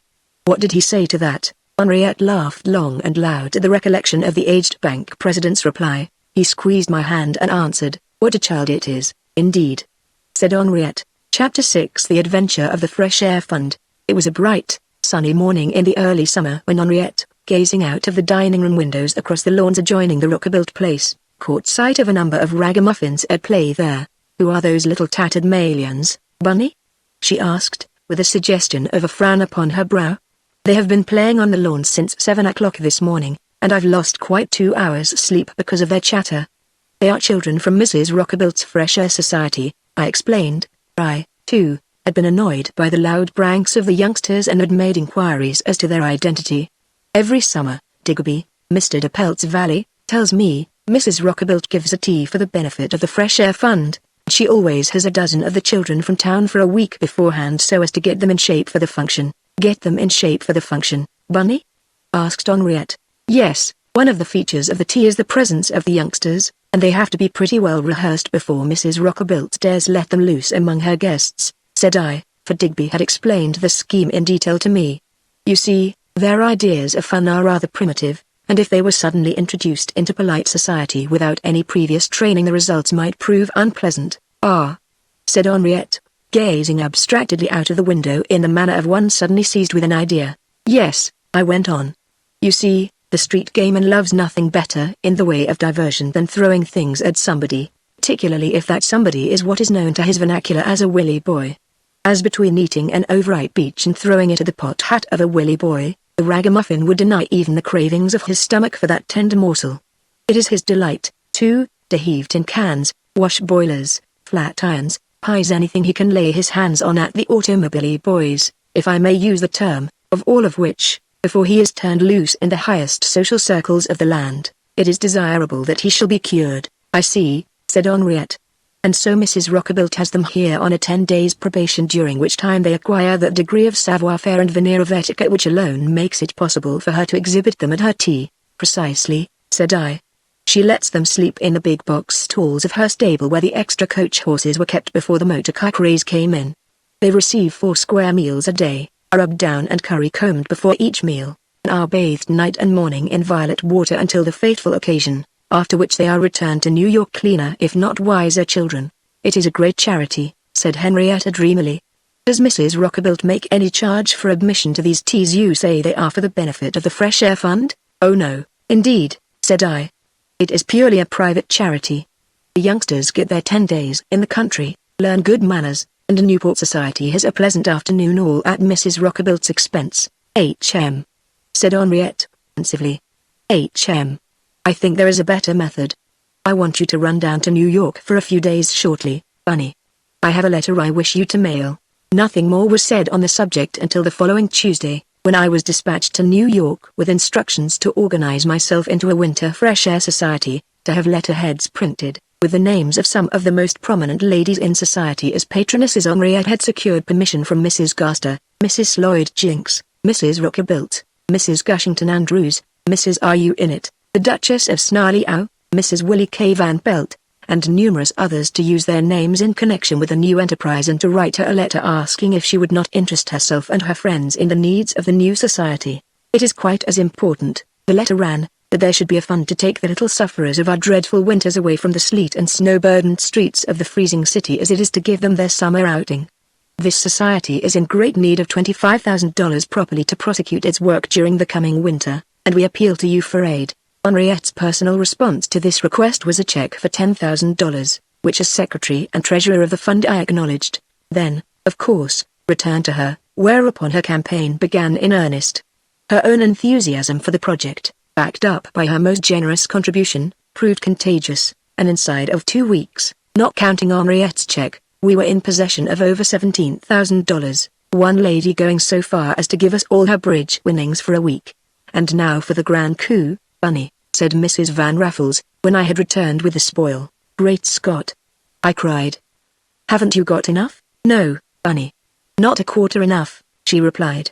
"These winter resorts are very expensive places, and while $17,000 would do very nicely for running a farm in summer, we shall need quite $100,000 to send our beneficiaries to Palm Beach in proper style. VW. I whistled, in amazement. "Palm Beach, eh?" "Yes," said Henriette. "Palm Beach. I have always wanted to go there. And the $100,000, how do you propose to get that?" I demanded. "I shall give a lawn fete and bazaar for the benefit of the fund. It will differ from Mrs. Rockabill's tea in that I shall charge $10 admission, $10 to get out. We shall sell things besides. I have already spoken to Mrs. Gaster about it and she is delighted with the idea. She has promised to stock the flower table with the cream of her conservatories. Mrs. Rockabilt has volunteered to take charge of the refreshments. The Duchess of Snarleyow is dressing a doll that is to be named by Senator DeFew and raffled at $5 a guess. Mrs. Gushington Andrews is to take entire control of the fancy knick-knack table, where we shall sell gold matchboxes, solid silver automobile headlights, cigar cutters, cocktail shakers, and other necessities of life among the select. I don't see how the thing can fail, do you? Not so far, said I. Each of the 12 lady patronesses has promised to be responsible for the sale of 100 tickets of admission at $10 apiece. That makes $12,000 in admissions. It will cost each person $10 more to get out, which, if only half of the tickets are used, will be $6,000 or $18,000 in entrance and exit fees alone. Henriette, I cried, enthusiastically, Madame Humbert was an amateur alongside of you. Mrs. Van Raffles smiled. Thank you, Bunny, said she. If I'd only been a man, gad, I ejaculated. Wall Street would have been an infant in your hands. Well, the fateful day came. Henriette, to do her justice, had herself spared no pains or expense to make the thing a success. I doubt if the gardens of the Constant Scraps ever looked so beautiful. There were flowers everywhere, and hanging from tree to tree from one end of their 20 acres to the other were long and graceful garlands of multicolored electric lights that when night came down upon the fete made the scene appear like a veritable glimpse of fairyland. Everybody that is anybody was there, with a multitude of others who may always be counted upon to pay well to see their names in print or to get a view of society at close range. Of course there was music of an entrancing sort, the numbers being especially designed to touch the flintiest of hearts, and Henriette was everywhere. No one, great or small, in that vast gathering but received one of her gracious smiles, and it is no exaggeration to say that half of the flowers purchased at rates that would make a Fifth Avenue tailor hang his head in shame, were bought by the gallant gentleman of Newport for presentation to the hostess of the day. These were immediately placed on sale again so that on the flower account the receipts were perceptibly swelled. A more festal occasion has never been known even in this festal environment. The richest of the land vied with one another in making the affair a vast financial success. The ever-gallant Tommy Dare left the scene 20 times for the mere privilege of paying his way in and out, but many times over at $10 each way. The doll which Senator DeFew had named was also the cause of much merriment, since when all was over and some $13,500 had been taken in for guesses, it was found that the senator had forgotten the name he had given it. When the laughter over this incident had subsided, Henriette suggested that it be put up at auction, which plan was immediately followed out, with the result that the handiwork of the Duchess of Snarleyow was knocked down for $8,675 to a Cincinnati brewer who had been trying for 8 years to get his name into the social register. Thank goodness, that's over, said Henriette when the last guest had gone and the lights were out. It has been a very delightful affair, but towards the end it began to get on my nerves. I am really appalled, Bunny, at the amount of money we have taken in. Did you get the full $100,000? I asked. Full 100,000? She cried, hysterically. Listen to this. And she read the following memorandum of the day's receipts. Flower table $36,000 doll 22,175.00 admissions 19,260.00 exits 17,500.00 candy table 12,350.00 supper table 43,060.00 knickknacks 17,380.00 book table 123.30 coat checks 3,340.00 total $171,188.30 Great heavens, what a haul! I cried.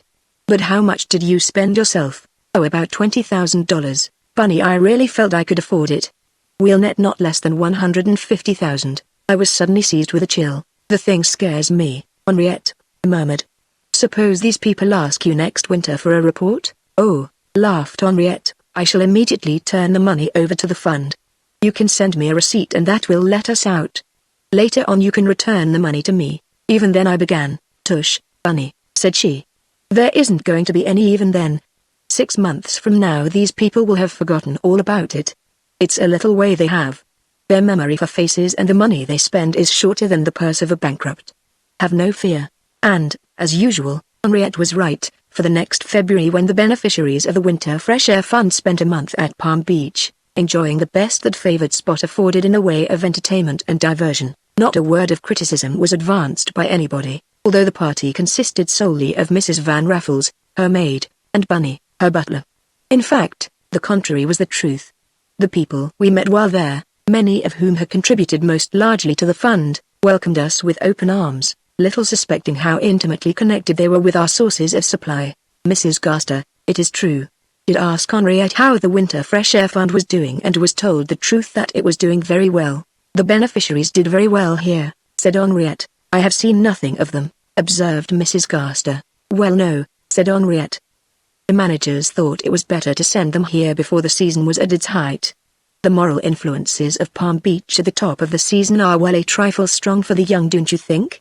She explained. The tintype I hand you will give you some idea of how much one of the beneficiaries enjoyed himself. There is nothing finer in the world than surf bathing in winter. Chapter 7 The Adventure of Mrs. Rockaboute's Tiara. Henriette had been unwontedly reserved for a whole week, a fact which was beginning to get sadly on my nerves when she broke an almost sphinx-like silence with the extraordinary remark. Bunny, I am sorry, but I don't see any other way out of it. You must get married. To say that I was shocked by the observation is putting it mildly. As you must by this time have realized yourself, there was only one woman in the world that I could possibly bring myself to think fondly of, and that woman was none other than Henriette herself. I could not believe, however, that this was at all the notion she had in mind, and what little poise I had was completely shattered by the suggestion. I drew myself up with dignity, however, in a moment and answered her. Very well, dear, I said. Whenever you are ready I am. You must have banked enough by this time to be able to support me in a style to which I am accustomed. That is not what I meant, Bunny, she retorted, coldly, frowning at me. Well, it's what I mean, said I. You are the only woman I ever loved, but, Bunny dear, that can come later, said she, with a charming little blush. What I meant, my dear boy, was not a permanent affair but one of these Newport marriages. Not necessarily for publication, but as a guarantee of good faith, she explained. I don't understand, said I, affecting denseness, for I understood only too well. Stupid! Cried Henriette. I need a confidential maid, Bunny, to help us in our business, and I don't want to take a third party in at random. If you had a wife I could trust her. You could stay married as long as we needed her, and then, following the Newport plan, you could get rid of her and marry me later. That is, provided I was willing to marry you at all, and I am not so sure that I shall not be someday, when I am old and toothless. I fail to see the necessity for a maid of that kind, said I. That's because you are a man, Bunny, said Henriette. There are splendid opportunities for acquiring the gems these Newport ladies wear by one who may be stationed in the dressing room. There is Mrs. Rockaboute's tiara, for instance. It is at present the finest thing of its kind in existence and of priceless value. When she isn't wearing it, it is kept in the vaults of the Tiverton Trust Company, and how on earth we are to get it without the assistance of a maid we can trust I don't see, except in the vulgar, commonplace way of sandbagging the lady and brutally stealing it, and Newport society hasn't quite got to the point where you can do a thing like that to a woman without causing talk, unless you are married to her. Well, I'll tell you one thing, Henriette, I returned, with more positiveness than I commonly show, I will not marry a lady's maid, and that's all there is about it. You forget that I am a gentleman. It's only a temporary arrangement, Bunny, she pleaded. It's done all the time in the smart set. Well, the morals of the smart set are not my morals, I retorted. My father was a clergyman, Henriette, and I'm something of a churchman myself, and I won't stoop to such baseness. Besides, what's to prevent my wife from blabbing when we try to ship her, HM? Mused Henriette. I hadn't thought of that. It would be dangerous, wouldn't it? Very, said I. The only safe way out of it would be to kill the young woman, and my religious scruples are strongly against anything of the sort. You must remember, Henriette, that there are 1 or 2 of the commandments that I hold in too high esteem to break them. Then what shall we do, Bunny? Demanded Mrs. Van Raffles.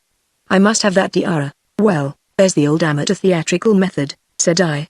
Have a little play here. Reproduce Mrs. Rockabill's tiara in paste for one of the characters to wear, substitute the spurious for the real, and there you are. That is a good idea, said Henriette, only I hate amateur theatricals. I'll think it over. A few days later my mistress summoned me again. Bunny, you used to make fairly good sketches, didn't you? She asked. Pretty good, said I. Chiefly architectural drawings, however details of facades and ornamental designs, just the thing. Cried Henriette. Tonight Mrs. Rockabilt gives a moonlight reception on her lawns. They adjoin ours. She will wear her tiara, and I want you when she is in the gardens to hide behind some convenient bit of shrubbery and make an exact detail sketch of the tiara. Understand? I do, said I. Don't you miss a ruby or a diamond or the teeniest bit of filigree, Bunny. Get the whole thing to a carat, she commanded. And then? I asked, excitedly. Bring it to me, I'll attend to the rest, said she. You may be sure that when night came I went at the work in hand with alacrity. It was not always easy to get the right light on the lady's tiara, but in several different quarters of the garden I got her sufficiently well, though unconsciously, posed to accomplish my purpose. Once I nearly yielded to the temptation to reach my hand through the shrubbery and snatch the superb ornament from Mrs. Rockabilt's head, for she was quite close enough to make this possible, but the vulgarity of such an operation was so very evident that I put it aside almost as soon as thought of. And I have always remembered dear old Raffles's remark, take everything in sight, Bunny, he used to say, but, damn it, do it like a gentleman, not a professional. The sketch made, I took it to my room and colored it, so that night, when Henriette returned, I had ready for her a perfect pictorial representation of the much-coveted bauble. It is simply perfect, Bunny, she cried, delightedly, as she looked at it. You have even got the sparkle of that incomparable ruby in the front. Next morning we went to New York, and Henriette, taking my design to a theatrical property man we knew on Union Square, left an order for its exact reproduction in gilt and paste. I am going to a little fancy dress dance, Mr. Sykes, she explained. Queen Catherine of Russia, and this tiara is a copy of the very famous lost negligee crown of that unhappy queen. Do you think you can let me have it by Tuesday next? Easily. Madame, said Sykes. It is a beautiful thing and it will give me real pleasure to reproduce it. I'll guarantee it will be so like the original that the Queen herself couldn't tell them apart. It will cost you $48, agreed, said Henriette. And Sykes was true to his word. The following Tuesday afternoon brought to my New York apartment, for of course Mrs. Raffles did not give Sykes her right name, an absolutely faultless copy of Mrs. Rockabilt's chiefest glory. It was so like that none but an expert in gems could have told the copy from the original, and when I bore the package back to Newport and displayed its contents to my mistress she flew into an ecstasy of delight. We'll have the original in a week if you keep your nerve, Bunny, she cried. Theatricals? Said I. No, indeed, said Henriette. If Mrs. Rockabilt knew this copy was in existence she'd never wear the other in public again as long as she lived without bringing a dozen detectives along with her. No, indeed a dinner. I want you to connect the electric lights of the dining room with a push button at my foot, so that at any moment I can throw the dining room into darkness. Mrs. Rockabilt will sit at my left, Tommy Dare to the right. She will wear her famous coiffure surmounted by the tiara. At the moment you are passing the poisson I will throw the room into darkness, and you, I positively decline, Henriette, substitute one tiara for another in the dark. Why, darn it all, she'd scream the minute I tried it, I protested. Of course she would, said she, impatiently. And that is why I don't propose any such idiotic performance. You will merely stumble in the dark and manage your elbow so awkwardly that Mrs. Rockabilt's coiffure will be entirely disarranged by it. She will scream, of course, and I will instantly restore the light, after which I will attend to the substitution. Now don't fail me and the tiara will be ours. I stand ready with affidavits to prove that that dinner was the most exciting affair of my life.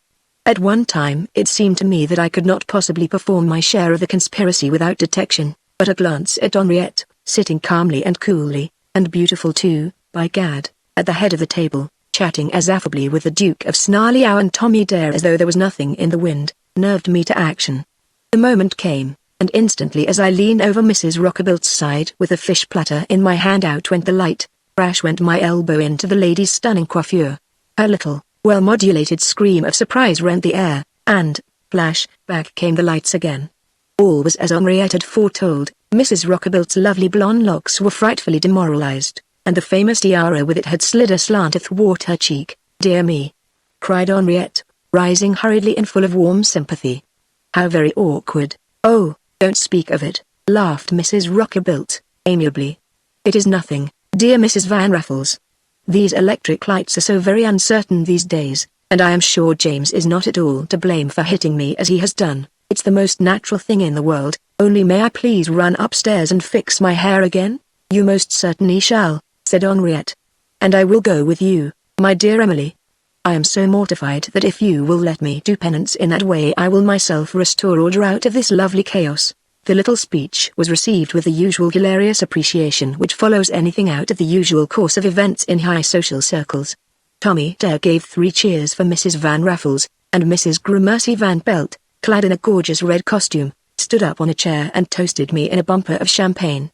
Meanwhile Henriette and Mrs. Rockabilt had gone above. "Isn't it a beauty, Bunny?" said Henriette the next morning, as she held up the tiara to my admiring gaze, a flashing, coruscating bit of a jeweller's art that, I verily believe, would have tempted the soul of honor itself into rascally ways. "Magnificent," I asserted.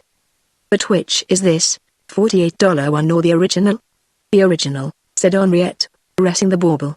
"You see, when we got to my room last night and I had Mrs. Rockabilt sitting before the mirror, and despite her protestations was fixing her disheveled locks with my own fair hands, I arranged to have the lights go out again just as the tiara was laid on the dressing table. The copy was in the table drawer, and while my right hand was apparently engaged in manipulating the refractory light, and my voice was laughingly calling down maledictions upon the electric lighting company for its wretched service, my left hand was occupied with the busiest effort of its career in substituting the spurious tiara for the other. And Mrs. Rockabilt never even suspected?" "No," said Henriette. "In fact, she placed the bogus affair in her hair herself. As far as her knowledge goes, I never even touched the original." "Well, you're a wonder, Henriette," said I, with a sigh. "Still, if Mrs. Rockabilt should ever discover—" "She won't, Bunny," said Henriette. "She'll never have occasion to test the genuineness of her tiara.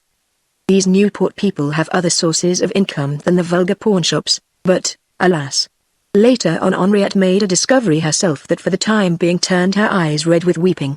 The Rockabilt tiara itself was as bogus as our own copy.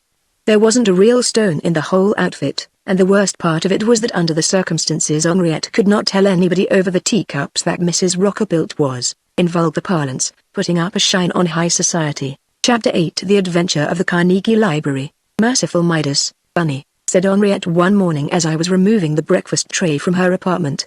"Did you see the extent of Mr. Carnegie's benefactions in the published list this morning?" "I have not received my paper yet," said I. "Moreover, I doubt if it will contain any reference to such matters when it does come. You know I read only the London Times, Mrs. Van Raffles. I haven't been able to go the American newspapers." "More fool you, then, Bunny," laughed my mistress. "Any man who wants to pursue crime as a polite diversion and does not read the American newspapers fails to avail himself of one of the most potent instruments for the attainment of the highest artistic results. You cannot pick up a newspaper in any part of the land without discovering somewhere in its columns some reference to a new variety of housebreaking, some new and highly artistic method of writing another man's autograph so that when appended to a check and presented at his bank it will bear the closest scrutiny to which the paying teller will subject it. Some truly Napoleonic method of entirely novel design for the sudden parting of the rich from their possessions. Any university which attempted to add a school of peculation to its curriculum and ignored the daily papers as a positive source of inspiration to the highest artistry in the profession would fail as ignobly as though it should forget to teach the fundamental principles of high finance. "I was not aware of their proficiency in that direction," said I. "You never will get on, Bunny," sighed Henriette, because you are not quick to seize opportunities that lie directly under your nose. How do you suppose I first learned of all this graft at Newport?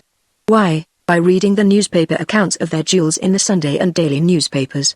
How do I know that if I want to sandbag Mr. Rockerbilt and rifle his pockets, all I have to do is to station myself outside the Crackerbucker Club any dark opera night after 12 and catch him on his way home with his fortune sticking out all over him?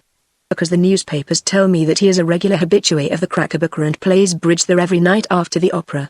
How do I know just how to walk from my hall bedroom in my little East Side tenement up Fifth Avenue into Mrs. Gaster's dining room, where she was a million in plate on her buffet, with my eyes shut, without fear of stumbling over a step or a chair or even a footstool? Because the newspapers have so repeatedly printed diagrams of the interior of the ladies' residence that its halls, passages, doorways, exits, twists, turns, and cul-de-sac are indelibly engraved upon my mind.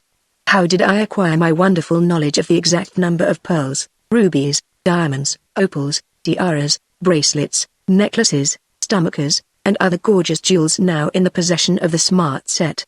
Only by an assiduous devotion to the contents of the daily newspapers in their reports of the doings of the socially elect.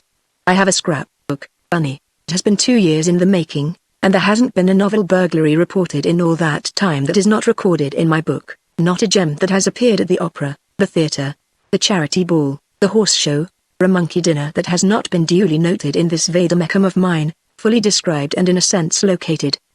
If it wasn't for that knowledge I could not hope for success any more than you could if you went hunting mountain lions in the desert of Sahara, or tried to lure speckled trout from the depths of an empty goldfish globe. I see, said I, meekly.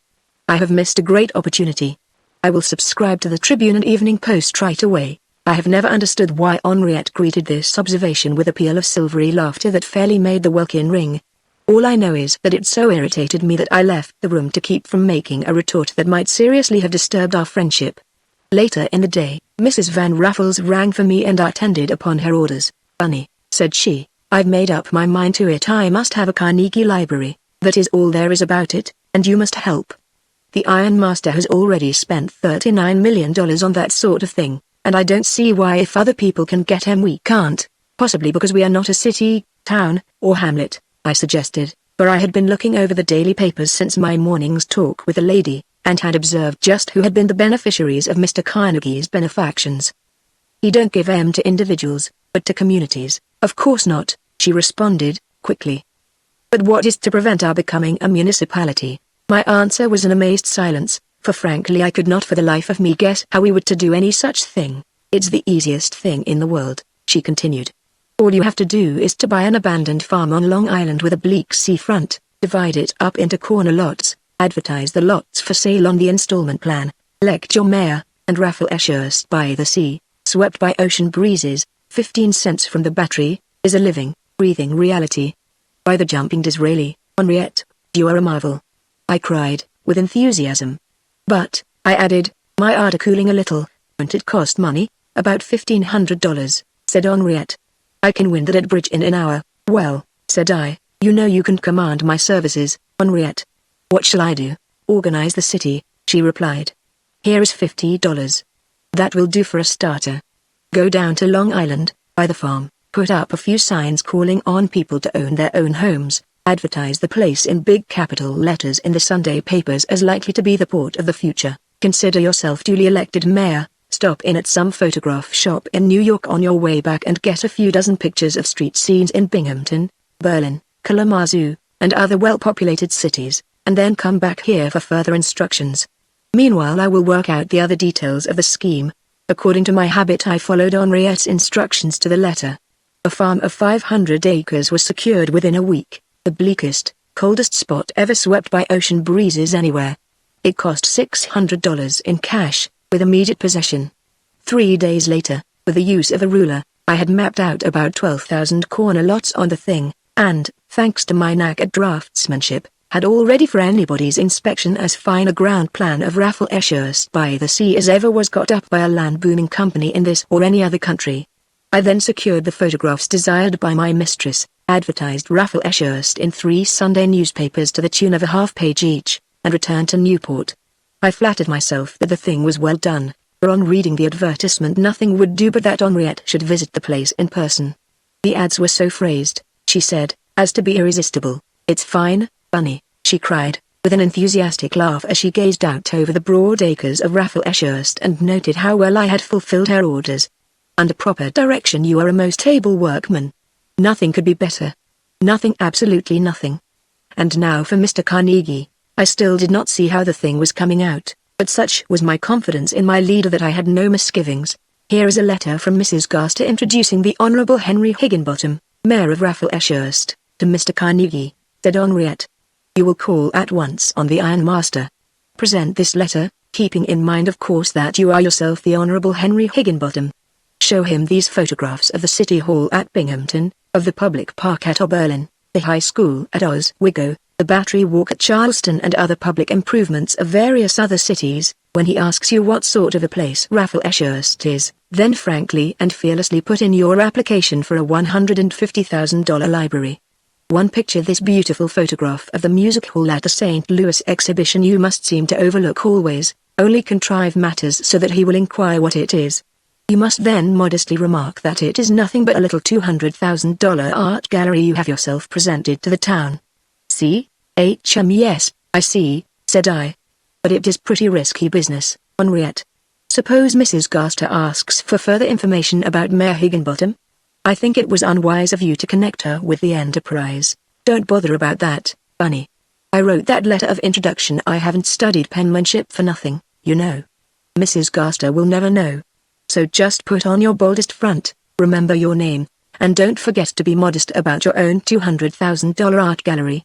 That will inspire him, I think." It took me a week to get at the Ironmaster, but finally, thanks to Mrs. Gaster's letter of introduction, I succeeded. Mr. Carnegie was as always in a most amiable frame of mind, and received me cordially, even when he discovered my real business with him. "I hadn't intended to give any more libraries this year," he said, as he glanced over the pictures. "I am giving away lakes now," he added. "If you wanted a lake, Mr. Higginbottom, we have such a large waterfront already, Mr. Carnegie," said I, "and most of our residents are young married couples with children not over 3 and 5. I am afraid they would regard a lake as a source of danger." "That's a pretty playground," he suggested, glancing at the Oberlin Park. "Somehow or other, it reminds me of something." I thought it quite likely, but, of course, I didn't say so. I may be a fool but I have some tact. "It's at the far corner of the park that we propose to put the library if you are good enough to let us have it," was all I ventured. He mused. "Well, do you know, I like to help people who help themselves. That's my system." I assured him that we of Raffles were accustomed to helping ourselves to everything we could lay our hands on, a jest which even though it was only too true seemed to strike him pleasantly. "What is that handsome structure you always pass over?" he asked, as I contrived to push the music hall photograph aside for the 5th time. I laughed deprecatingly. "Oh, that," I said, modestly, "that's only a little $200,000 music hall and art gallery I have built for the town myself." "Oh, that wonderful Henriette. How did she know that generosity even among the overgenerous was infectious?" "Indeed," said Mr. Carnegie, his face lighting up with real pleasure. "Well, Mr. Higginbottom, I guess I'll do it. I can't be outdone in generosity by you, sir, and I guess you can count on the library. Do you think $150,000 will be enough?" "Well, of course," I began. "Why not make my contribution equal to yours and call it an even $200,000? He interrupted. "You overwhelm me," said I. "Of course, if you wish to, and the Raffles Common Council will appropriate 5% of that amount annually for its maintenance?" he inquired. "Such a resolution has already been passed," said I, taking a paper from my pocket. "Here is the ordinance, duly signed by myself as mayor and by the secretary of the council." Again that extraordinary woman, provide me with so necessary a document. The millionaire rose with alacrity and with his own hand drew me the required check. "Mr. Mayor," said he, "I like the quick, businesslike way in which you do things. Pray present my compliments to the citizens of Raffles by the sea, and tell them I am only too glad to help them. If you ever want a lake, sir, don't fail to call upon me." With which gracious words the millionaire bowed me out. $200,000, Bunny?" cried Henriette when I handed her the check. "Yep," said I. "Well, it is a good day's sport," she said, gazing at the slip. "Twice as much as I expected." "Yes," said I. "But see here, Henrietta, Suppose Mr. Carnegie should go down to Raffles to see the new building and find out what a bunco game we have played on him? He's not likely to do that for two reasons, Bunny, she replied. In the first place, he suffers acutely from lumbago in winter and can't travel, and in the second place he'd have to find Raffles by the sea before he could make the discovery that somebody'd put up a game on him. I think by the time he is ready to start we can arrange matters to have Raffles taken off the map. Well, I think this is the cleverest trick you've turned yet, Henriette, said I. Nonsense, Bunny, nonsense, she replied. Any idiot can get a Carnegie library these days. That's why I put you on the job, dear, she added, affectionately. Chapter 9 The Adventure of the Hold-Up. Now that it is all over, I do not know whether she was really worn out or by the expert use of powder gave to her cheeks the pallid look which bore out Mrs. Van Raffles's statement to me that she needed a rest. At any rate, one morning in mid-August, when the Newport season was in full feather, Henriette, looking very pale and wan, tearfully confessed to me that business had got on her nerves and that she was going away to a rest cure on the Hudson for 10 days. I just can't stand it for another minute, Bunny, she faltered, real tears coursing down her cheeks. I haven't slept a wink of natural sleep for 5 days, and yet when night comes it is all I can do to keep my eyes open. At the Rockabilt ball last night I dozed off 4 times while talking with the Duchess of Snarleyow, and when the Chinese ambassador asked me to sit out the gavotte with him I'm told I actually snored in his face. A woman who can't keep awake all that night and sleep properly by day is not fit for Newport society, and I've simply got to go away and get my nerve back again. You are very wise, I replied, and I wholly approve of your course. There is no use of trying to do too much and you have begun to show the strain to which you have been subjecting yourself. Your failure last Friday night to land Mrs. Gollett's ruby dog collar when her French poodle sat in your lap all through the Gaster musicale is evidence to me that your mind is not as alert as usual. By all means, go away and rest up. I'll take care of things around here. Thank you, dear, said she, with a grateful smile. You need a change too, Bunny. What would you say if I sent all the servants away too, so that you could have a week of absolute tranquility? It must be awful for a man of your refined sensibilities to have to associate so constantly with the housemaids, the under-butlers and the footmen. Nothing would please me better, I returned with alacrity, for, to tell the truth, society below stairs was rapidly becoming caviar to my taste. The housemaids were all right, and the under-butlers, being properly subject to my control, I could wither when they grew too familiar. The footmen were intolerable guys. On more than one occasion their quick Irish wit had put me to my trumps to maintain my dignity, and I had noticed of late that their alleged fun at my expense has made even the parlour-maid giggle in a most irritating fashion. Henriette's suggestion promised at least a week's immunity from this sort of thing, and as far as remaining alone in the beautiful Bolivar Lodge was concerned, to a man of my literary and artistic tastes nothing could be more desirable. I can put in a week of solitude here very comfortably, said I. The Constant Scraps have a very excellent library and a line of reading in abstract morals in full calf that I should very much like to get at. So be it then, said Henriette, a sigh of relief. I will take my departure next Saturday after the Innit's clam bake on Honk Island.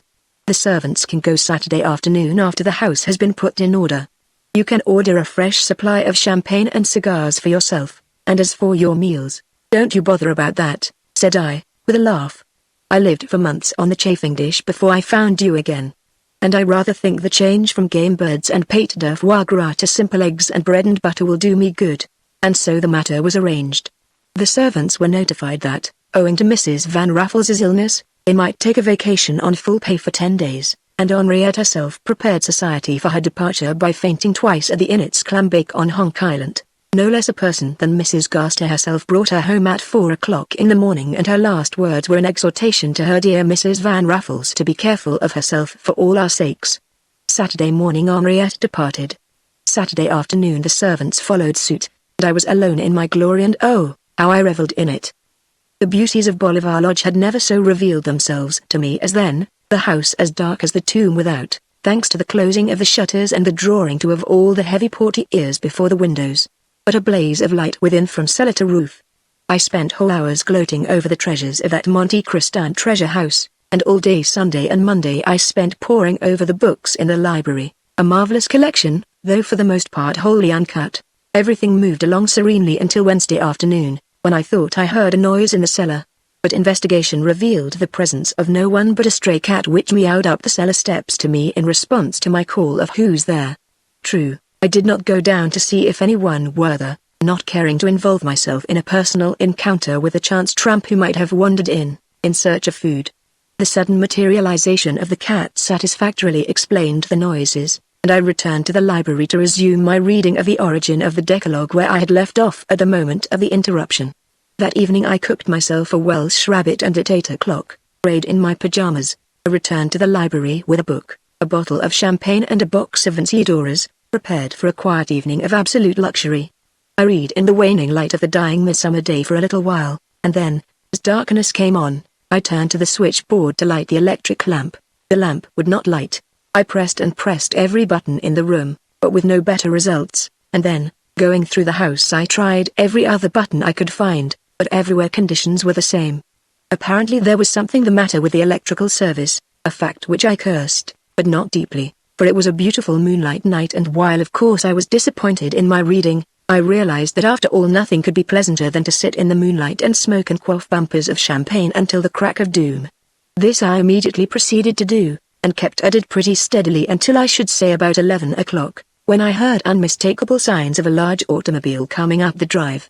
It chugged as far as the front door and then stood panting like an impatient steam engine, while the chauffeur, a person of medium height, well muffled in his automobile coat, his features concealed behind his goggles, and his mouth covered by his collar, rapped loudly on the front door, once, then a second time. "Who the devil can this be at this hour of the night, I wonder?" I muttered, as I responded to the summons. If I sought the name I was not to be gratified, for the moment I opened the door I found 2 pistols leveled upon me, and 2 very determined eyes peering at me from behind the goggles. "Not a word, or I shoot," said the intruder in a gruff voice, evidently assumed, before I could get a word from my already somewhat champagne-twisted tongue. "Lead me to the dining room." Well, there I was. Defenseless, taken by surprise, unarmed, not too wide awake, comfortably filled with champagne and in no particularly fighting mood. What could I do but yield? To call for help would have brought at least 2 bullets crashing into my brain, even if anyone could have heard my cries. To assault a scoundrel so well armed would have been the height of folly. To tell the truth, so imbued was I with the politer spirit of the gentle art of housebreaking that this sudden confrontation with the ruder, rough house methods of the highwayman left me entirely unable to cope with the situation. "Certainly," said I, turning and ushering him down the hall to the great dining room where the marvelous plate of the constant scraps shone effulgently upon the sideboard, or at least such of it as there was no room for in the massive safe. "Get me some rope," commanded the intruder. Still under the range of those dreadful pistols, I obeyed. "Sit down in that chair, and, the leaping Gladstone, if you move an inch I'll blow your face off feature by feature," growled the intruder. "Who's moving?" I retorted, angrily. "Well, see that whoever else is you are not," he retorted, winding the rope 3 times around my waist and fastening me securely to the back of the chair. "Now hold out your hands." I obeyed, and he bound them as tightly as through they were fastened together with rods of iron. A moment later my feet and knees were similarly bound, and I was as fast in the toils as Gulliver, when the Lilliputians fell upon him in his sleep and bound him to the earth. And then I was a mute witness to as keen and high-handed a performance as I ever witnessed. One by one every item of the constant scraps silver service, valued at $90,000, was removed from the sideboard and taken along the hall and placed in the tongue of the automobile. Next the safe, in which lay not only the famous gold service used only at the very swellest functions, said to have cost $175,000 for the gold alone, to say nothing of the exquisite workmanship, but it made me gnash my teeth in impotent rage to see it Henriette's own jewel box containing $100,000 worth of her own gems and some $30,000 in cash, was rifled of its contents and disposed of similarly to the silver in the gaping maw of that damned automobile ton. "Now," said the intruder, loosening my feet and releasing me from the chair, "take me to my lady's boudoir. There is room in the car for a few more objects of virtu." I obeyed on the instant, and a few moments later the scene of below stairs was repeated, with me powerless to resist. Pictures, bric-a-brac, and other things to the tune of $20,000 more were removed, as calmly and as coolly as though there were no law against that sort of thing in the world. "There!" cried the highwayman, as he returned after the last item of his loot had been stowed away in the vehicle. "That'll make an interesting tale for Friday morning's papers. It's the biggest haul I've made in 48 years. Good night, sir." When I am safely out of town, I'll telegraph the police to come and rescue you from your present awkward position. And let me tell you, if you give them the slightest hint of my personal appearance, by the hopping harcourt, I'll come back and kill you. See?" And with that he made off, closing the door behind him, and a moment later I heard his infernal automobile chugging down the drive at full speed. 12 hours later, in response to a long-distance telephone message from New York, the police came bounding around to the house, and found me tied up and unconscious. The highwayman had at least been true to his word, and, as he had prophesied, the morning papers on Friday were full of the story of the most daring robbery of the century. Accurate stories in detail under huge scare-type headlines appeared in all the papers, narrating the losses of the constant scraps, as well as the rape of the jewels and money of Mrs. Van Raffles. The whole country rang with it. The afternoon train brought not only detectives by the score, but the representative of the constant scraps and Henriette herself. She was highly hysterical over the loss not only of her own property but that of her landlord as well, but nobody blamed me. The testimony of the police as to my condition when found fully substantiated my story and was accepted as ample evidence that I had no criminal connection with the robbery. This was a great relief to me, but it was greater when Henriette stroked my hand and called me poor old bunny. I must say I was worried as to what she would think of me for having proven so poor a guardian of her property. Since then months have passed and not a vestige of the stolen property has been recovered. The constant scraps bore their loss with equanimity, as became them, since no one could have foreseen such a misfortune as overtook them, and as for Mrs. Van Raffles, she never mentioned the matter again to me, save once. That set me to thinking. "He was a clever rascal you say, Bunny?" she asked one morning. "Yes," said I. "One of the best in the business, I fancy, a big fellow?" She grinned with a queer smile. "Oh, about your height," said I. "Well, by the hopping harcourt," she retorted, quizzically, "if you give them the slightest hint of my personal appearance, I'll come back and kill you." See, the man's very words. And then she laughed. "What?" I cried. "It was you, was it?" she returned, airily. "Why the devil you should go to all that trouble, and you hid the stuff right here is what puzzles me," said I. "Oh, it wasn't any trouble," she replied. "Just sport. You looked so funny sitting up there in your pajamas, and, besides, a material fact such as that hold up his apartment to be more convincing to the police, to say nothing of the constant scraps, than any mere story we could invent. Well, you'd better be careful, Henriette," I said with a shiver. "The detectives are clever, true, Bunny," she answered, bravely. "But you see the highwayman was a man and well, I'm a woman, dear. I can prove an alibi. By the way, you left the cellar door unlocked that Wednesday. I found it open when I sneaked in to cut off the electric lights. You mustn't be so careless, dear, or we may have to divvy up our spoil with others." Marvelous Woman, at Henriette, Chapter 10. The Adventure of Mrs. Shadd's Musical. Henriette was visibly angry the other morning when I took to her the early mail and she discovered that Mrs. Van Shadd had got ahead of her in the matter of Jock Obinski, the monkey virtuoso.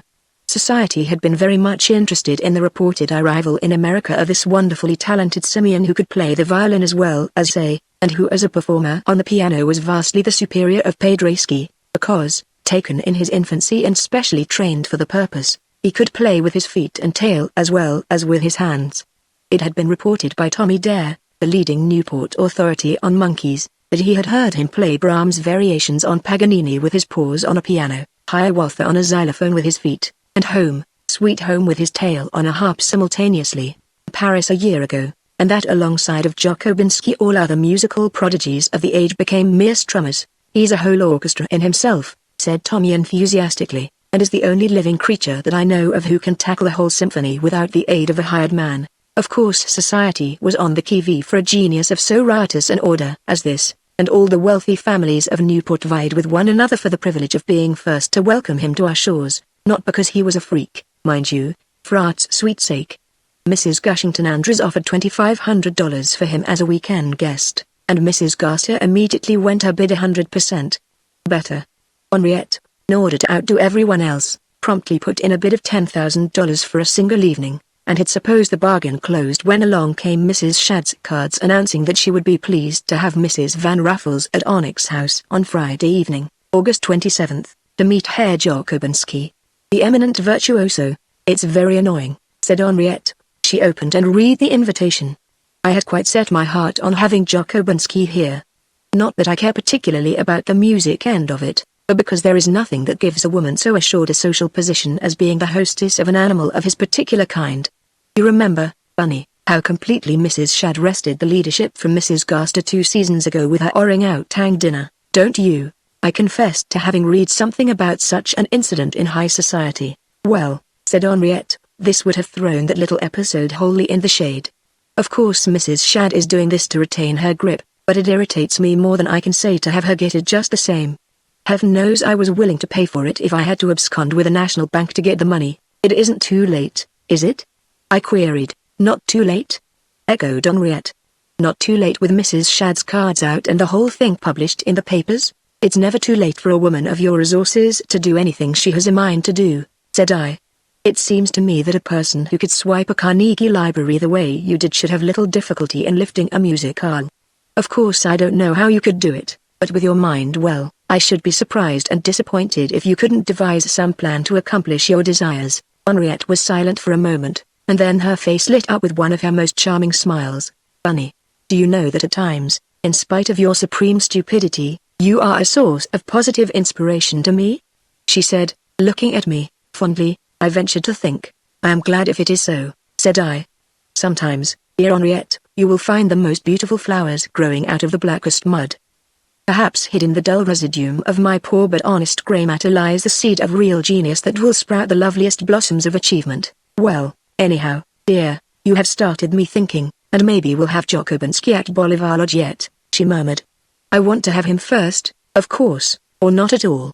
To be second in doing a thing of that kind is worse than never doing it at all. Days went by and not another word was spoken on the subject of Jokobinsky and the musicale, and I began to feel that at last Henriette had reached the end of her ingenuity, though for my own part one could not blame her if she failed to find some plausible way out of her disappointment.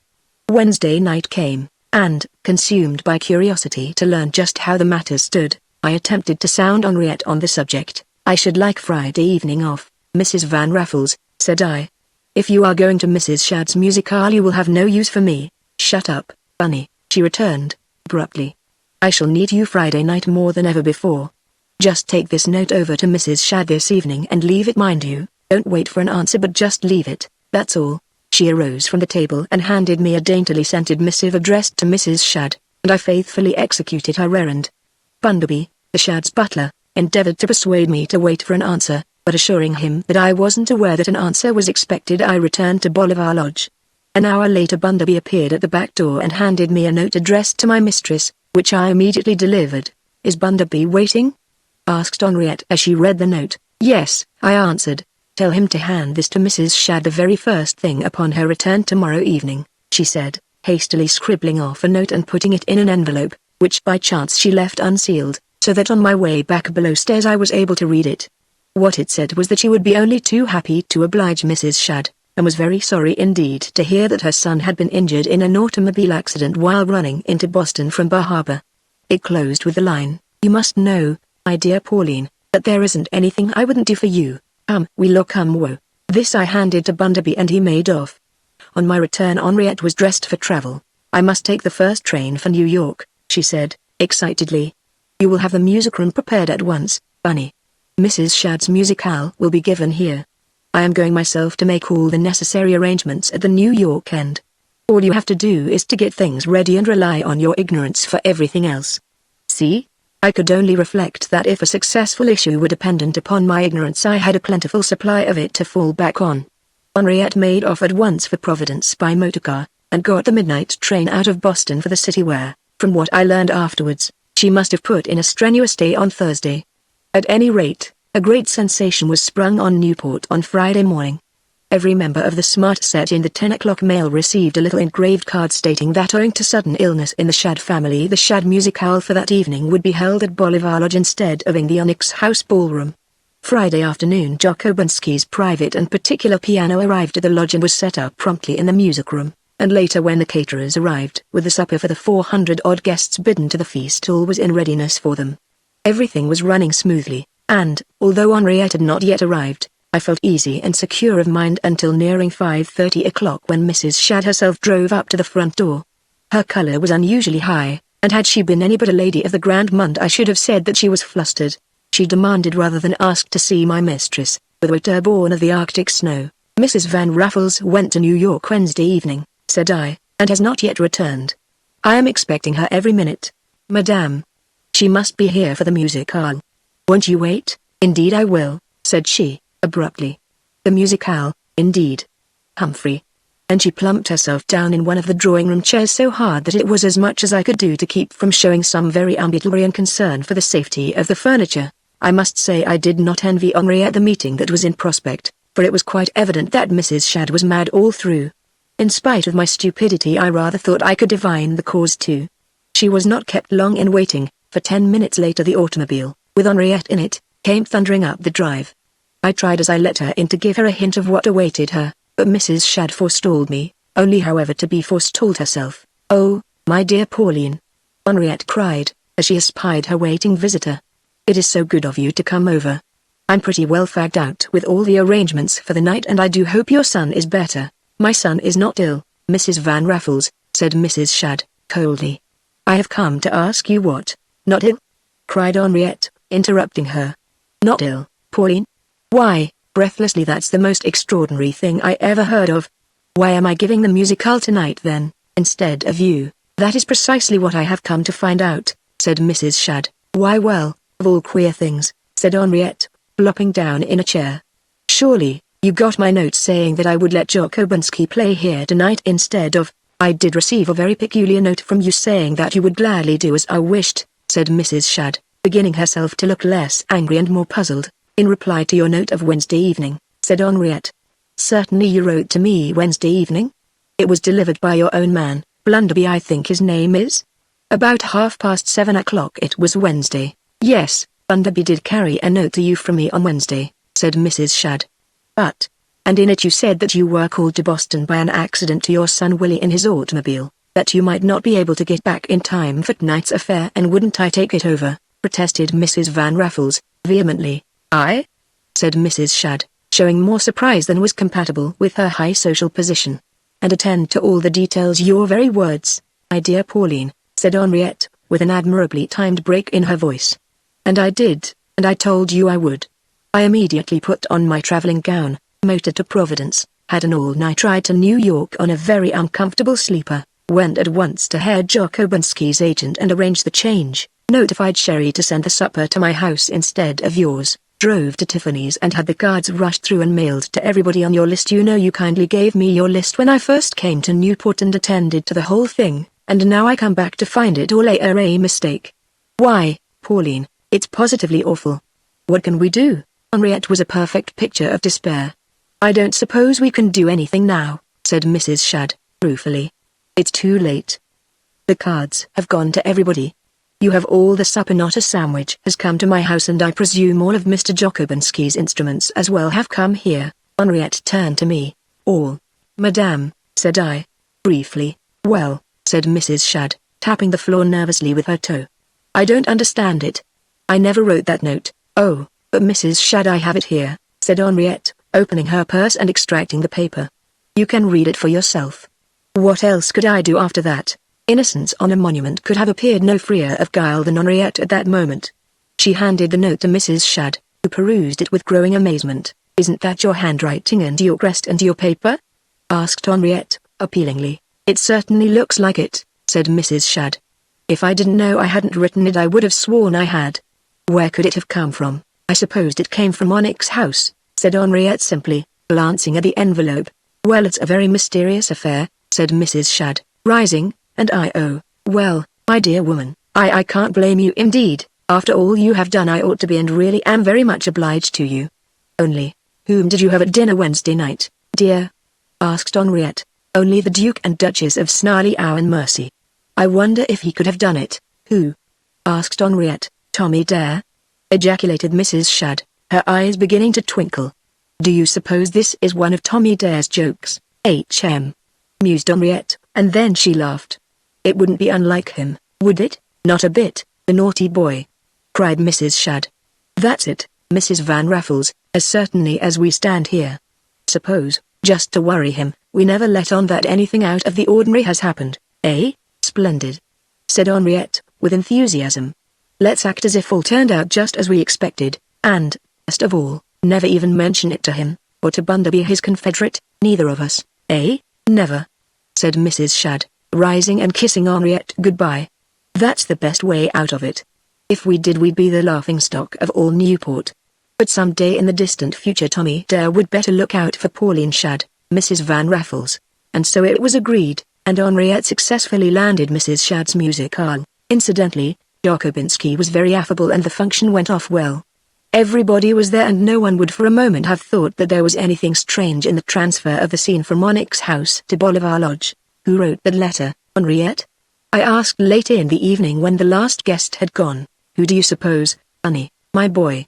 she asked with a grin. "Bunderby?" "No," said I. "You've guessed right," said Henriette. "As a postscript, let me say that until he reads this I don't believe Tommy Dare ever guessed what a successful joke he perpetrated upon Mrs. Shadd and the fair Henriette. Even then I doubt if he realizes what a good one it was on everybody." Chapter 11 The Adventure of Mrs. Innit's Cook. "It is curious, Bunny," said Henriette the other morning after an unusually late breakfast, "to observe by what qualities certain of these Newport families have arrived, as the saying is.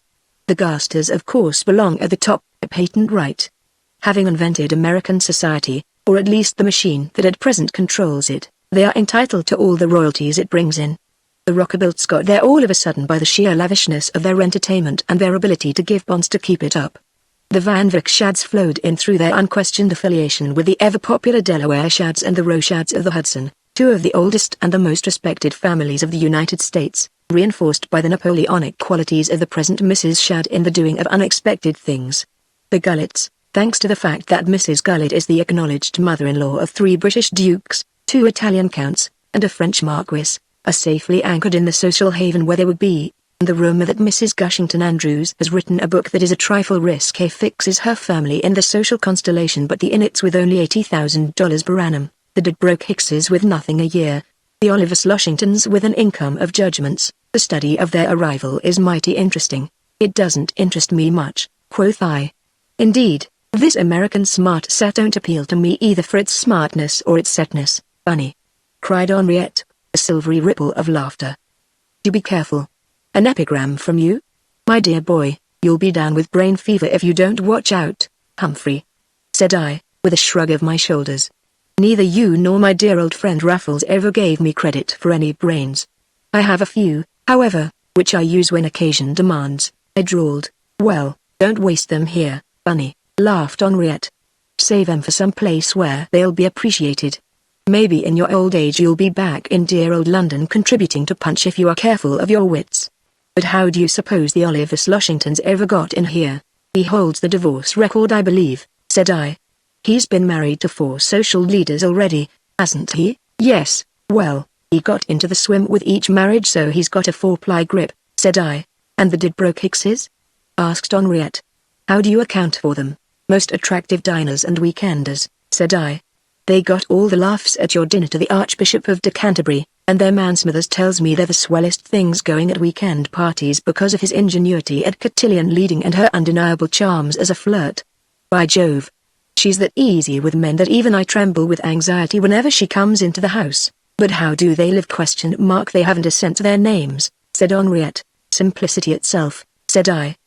"He is dressed by his tailors and she by her dressmaker, and as for food, they take home a suitcase full of it from every house party they attend.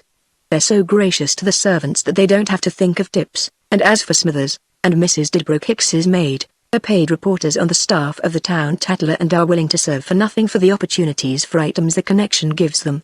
Well, I don't envy them in the least," said Henriette. "Poor things, to be always taking and never giving must be an awful strain, though to be sure their little trolley party out to Tiverton and back was delightful." "Exactly, and with car fare and sandwiches, and the champagne supplied free by the importers. For the advertisement, it cost them exactly $12 and was set down as the jolliest affair of the season," said I. "I call that genius of a pretty high order. I wouldn't pity them if I were you." "They're happy, Mrs. Innit, though I envy her," said Henriette. "That is, in a way. She has no conversation at all, but her little dinners are the swellest things of the season. Never more than 10 people at a time and everything cooked to a turn." "That's just it," said I. "I hear enough at the club to know just what cinches Mrs. Innit's position. It's her cook, that's what does it. If she lost her cook she'd be Mrs. Out of it. There never were such pancakes, such purees, such made dishes as that woman gets up. She turns hash into a confection and liver and bacon into a delicacy. Corned beef in her hands is a discovery, and her sauces are such that a bit of roast rhinoceros hide tastes like the tenderest of squab when served by her. No wonder Mrs. Init holds her own. A woman with a cook like Nora Sullivan could rule an empire. A moment later I was sorry I had spoken, for my words electrified her. "I must have her!" cried Henriette. "What, Mrs. Init?" I asked. "No, her cook," said Henriette. I stood aghast. Full of sympathy as I had always been with the projects of Mrs. Van Raffles, and never in the least objecting on moral grounds to any of her schemes of acquisition, I could not but think that this time she proposed to go too far. To rob a millionaire of his bonds, a national bank of its surplus, a philanthropist of a library, or a metropolitan boxholder of a diamond stomacher, all that seemed reasonable to me and proper according to my way of looking at it. But to rob a neighbor of her cook, if there is any worse social crime than that, I don't know what it is. You'd better think twice on that proposition, Henriette, I advised with a gloomy shake of the head. It is not only a mean crime, but a dangerous one to boot. Success would in itself bring ruin. Mrs. Init would never forgive you, and society at large would dine with me instead of with Mrs. Init, that's all, said Henriette. I mean to have her before the season's over. Well, I draw the line at stealing a cook, said I, coldly. I've robbed churches and I've made way with fresh air funds, and I've helped you in many another legitimate scheme, but in this, Mrs. Van Raffles, you'll have to go it alone. Oh, don't you be afraid, Bunny, she answered. I'm not going to use your charms as a bait to lure this culinary Phyllis into the Arcadia in which you with your Strephon-like form disport yourself. You oughtn't to do it at all, said I, gruffly. It's worse than murder, for it is prohibited twice in the Decalogue, while murder is only mentioned once. What? Cried Henriette. What, pray, does the Decalogue say about cooks? I'd like to know. First, thou shalt not steal. You propose to steal this woman. Second, thou shalt not covet thy neighbor's maidservant. How many times does that make?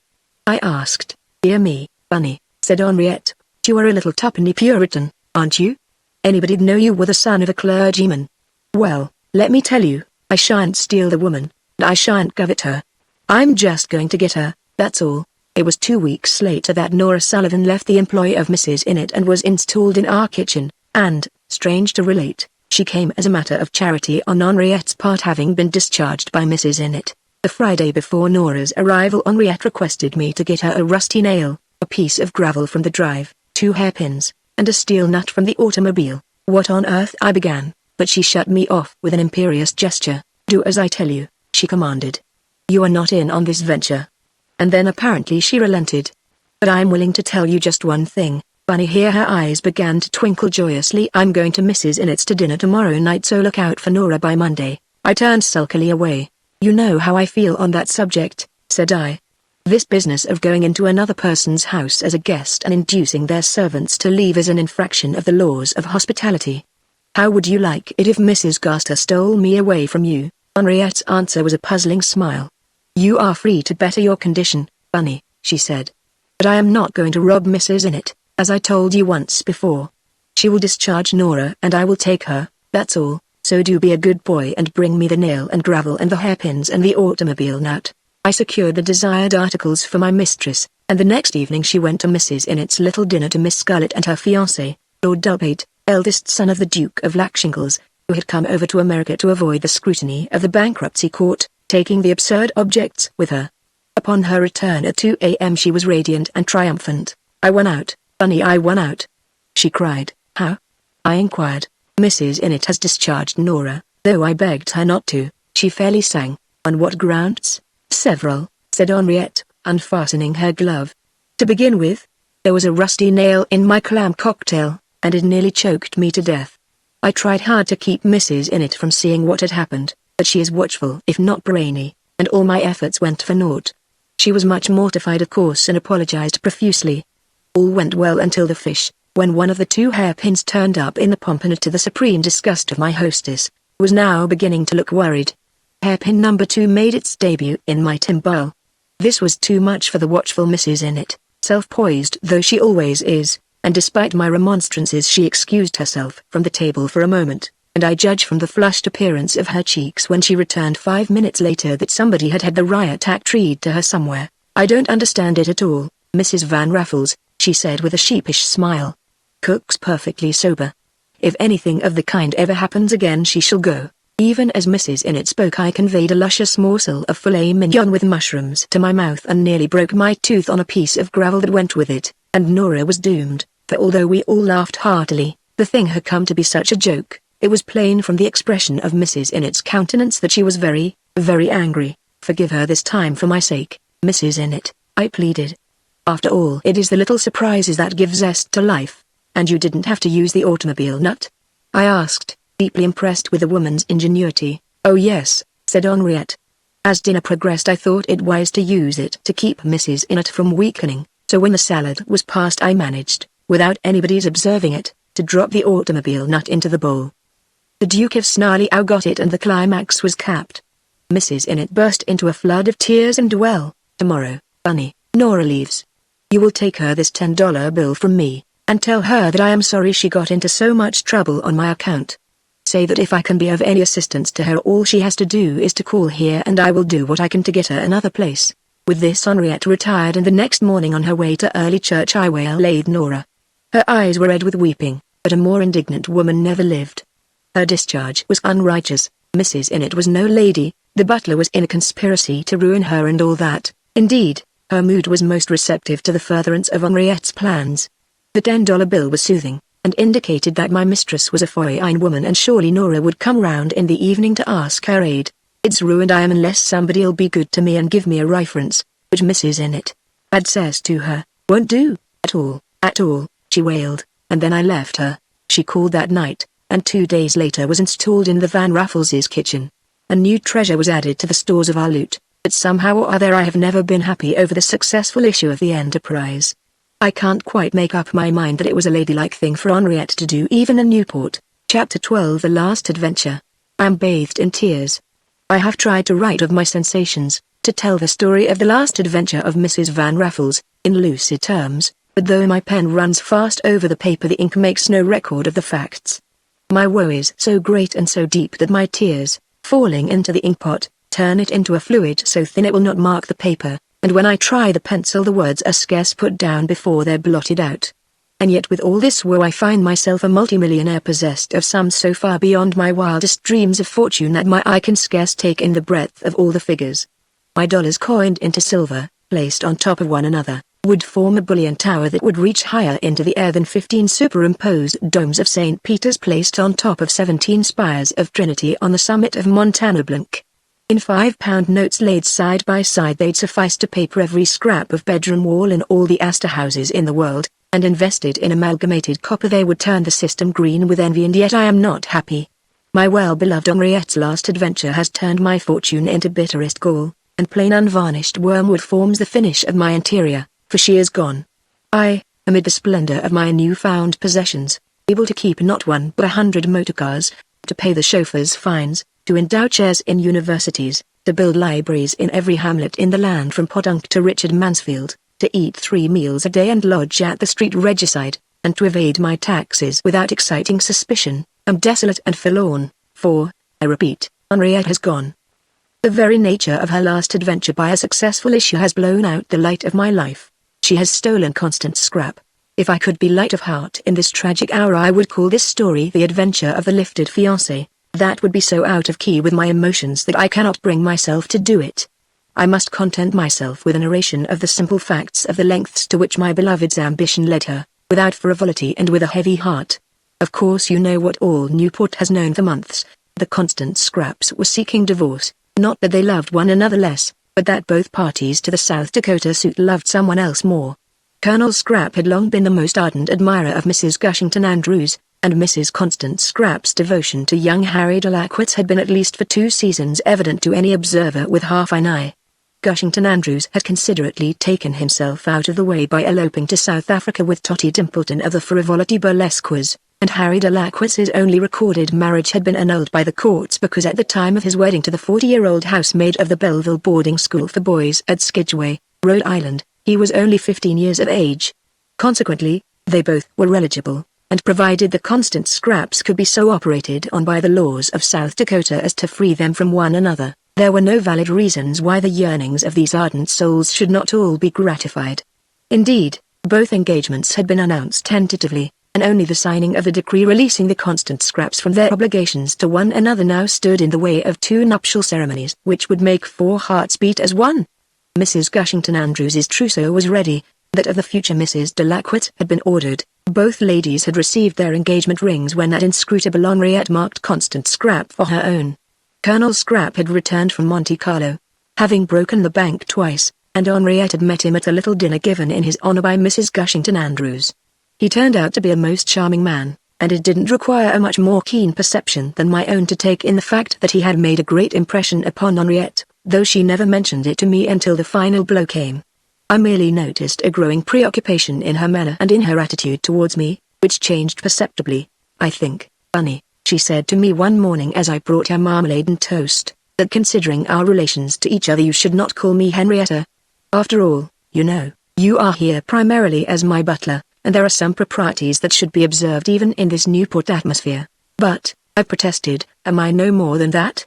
I'm your partner, am I not?" "You are my business partner, not my social, Bunny," she said. "We must not mix society and business. In this house I am mistress of the situation, you are the butler. That is the precise condition, and I think it well that hereafter you should recognize the real truth and avoid over-familiarity by addressing me as Mrs. Van Raffles. If we should ever open an office for our burglary company in New York or elsewhere you may call me anything you please there. Here, however, you must be governed by the etiquette of your environment. Let it be Mrs. Van Raffles hereafter, and is it to be Mr. Bunny?" I inquired, sarcastically. Her response was a cold glance of the eye and a majestic sweep from the room.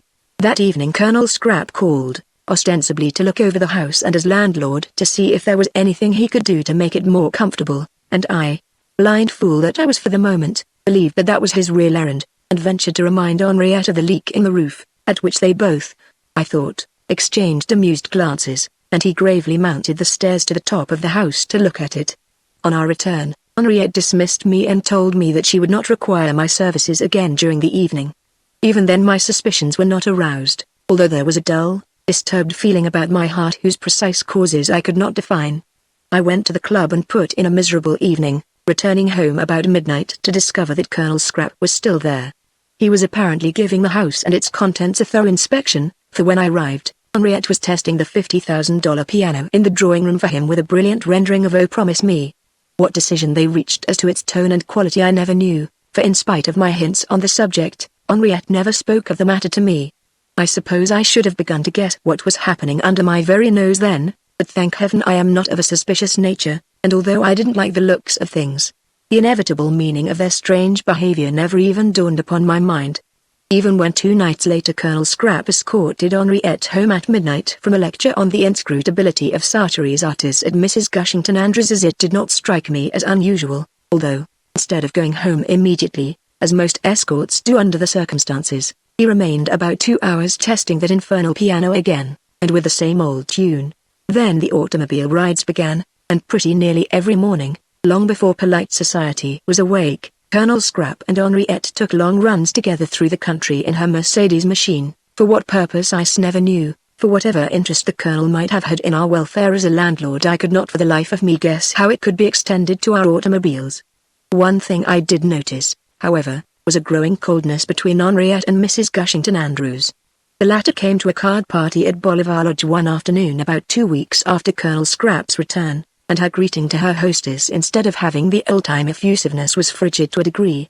In fact, they clasped hands I doubt if more than the tips of their fingers touched. Moreover, Mrs. Gushington Andrews, hitherto considered one of the best fists at bridge or hearts in the 400, actually won the booby prize, which I saw her throw into the street when she departed. It was evident something had happened to disturb her equanimity. My eyes were finally opened by a remark made at the club by Digby, Regida Pelt's valet, who asked me how I liked my new boss, and whose explanation of the question led to a complete revelation of the true facts in the case.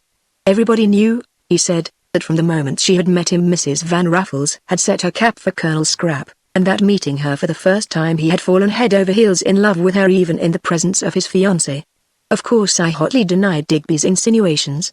We got so warm over the discussion that when I returned home that night I had 2 badly discolored eyes, and Digby didn't go home at all.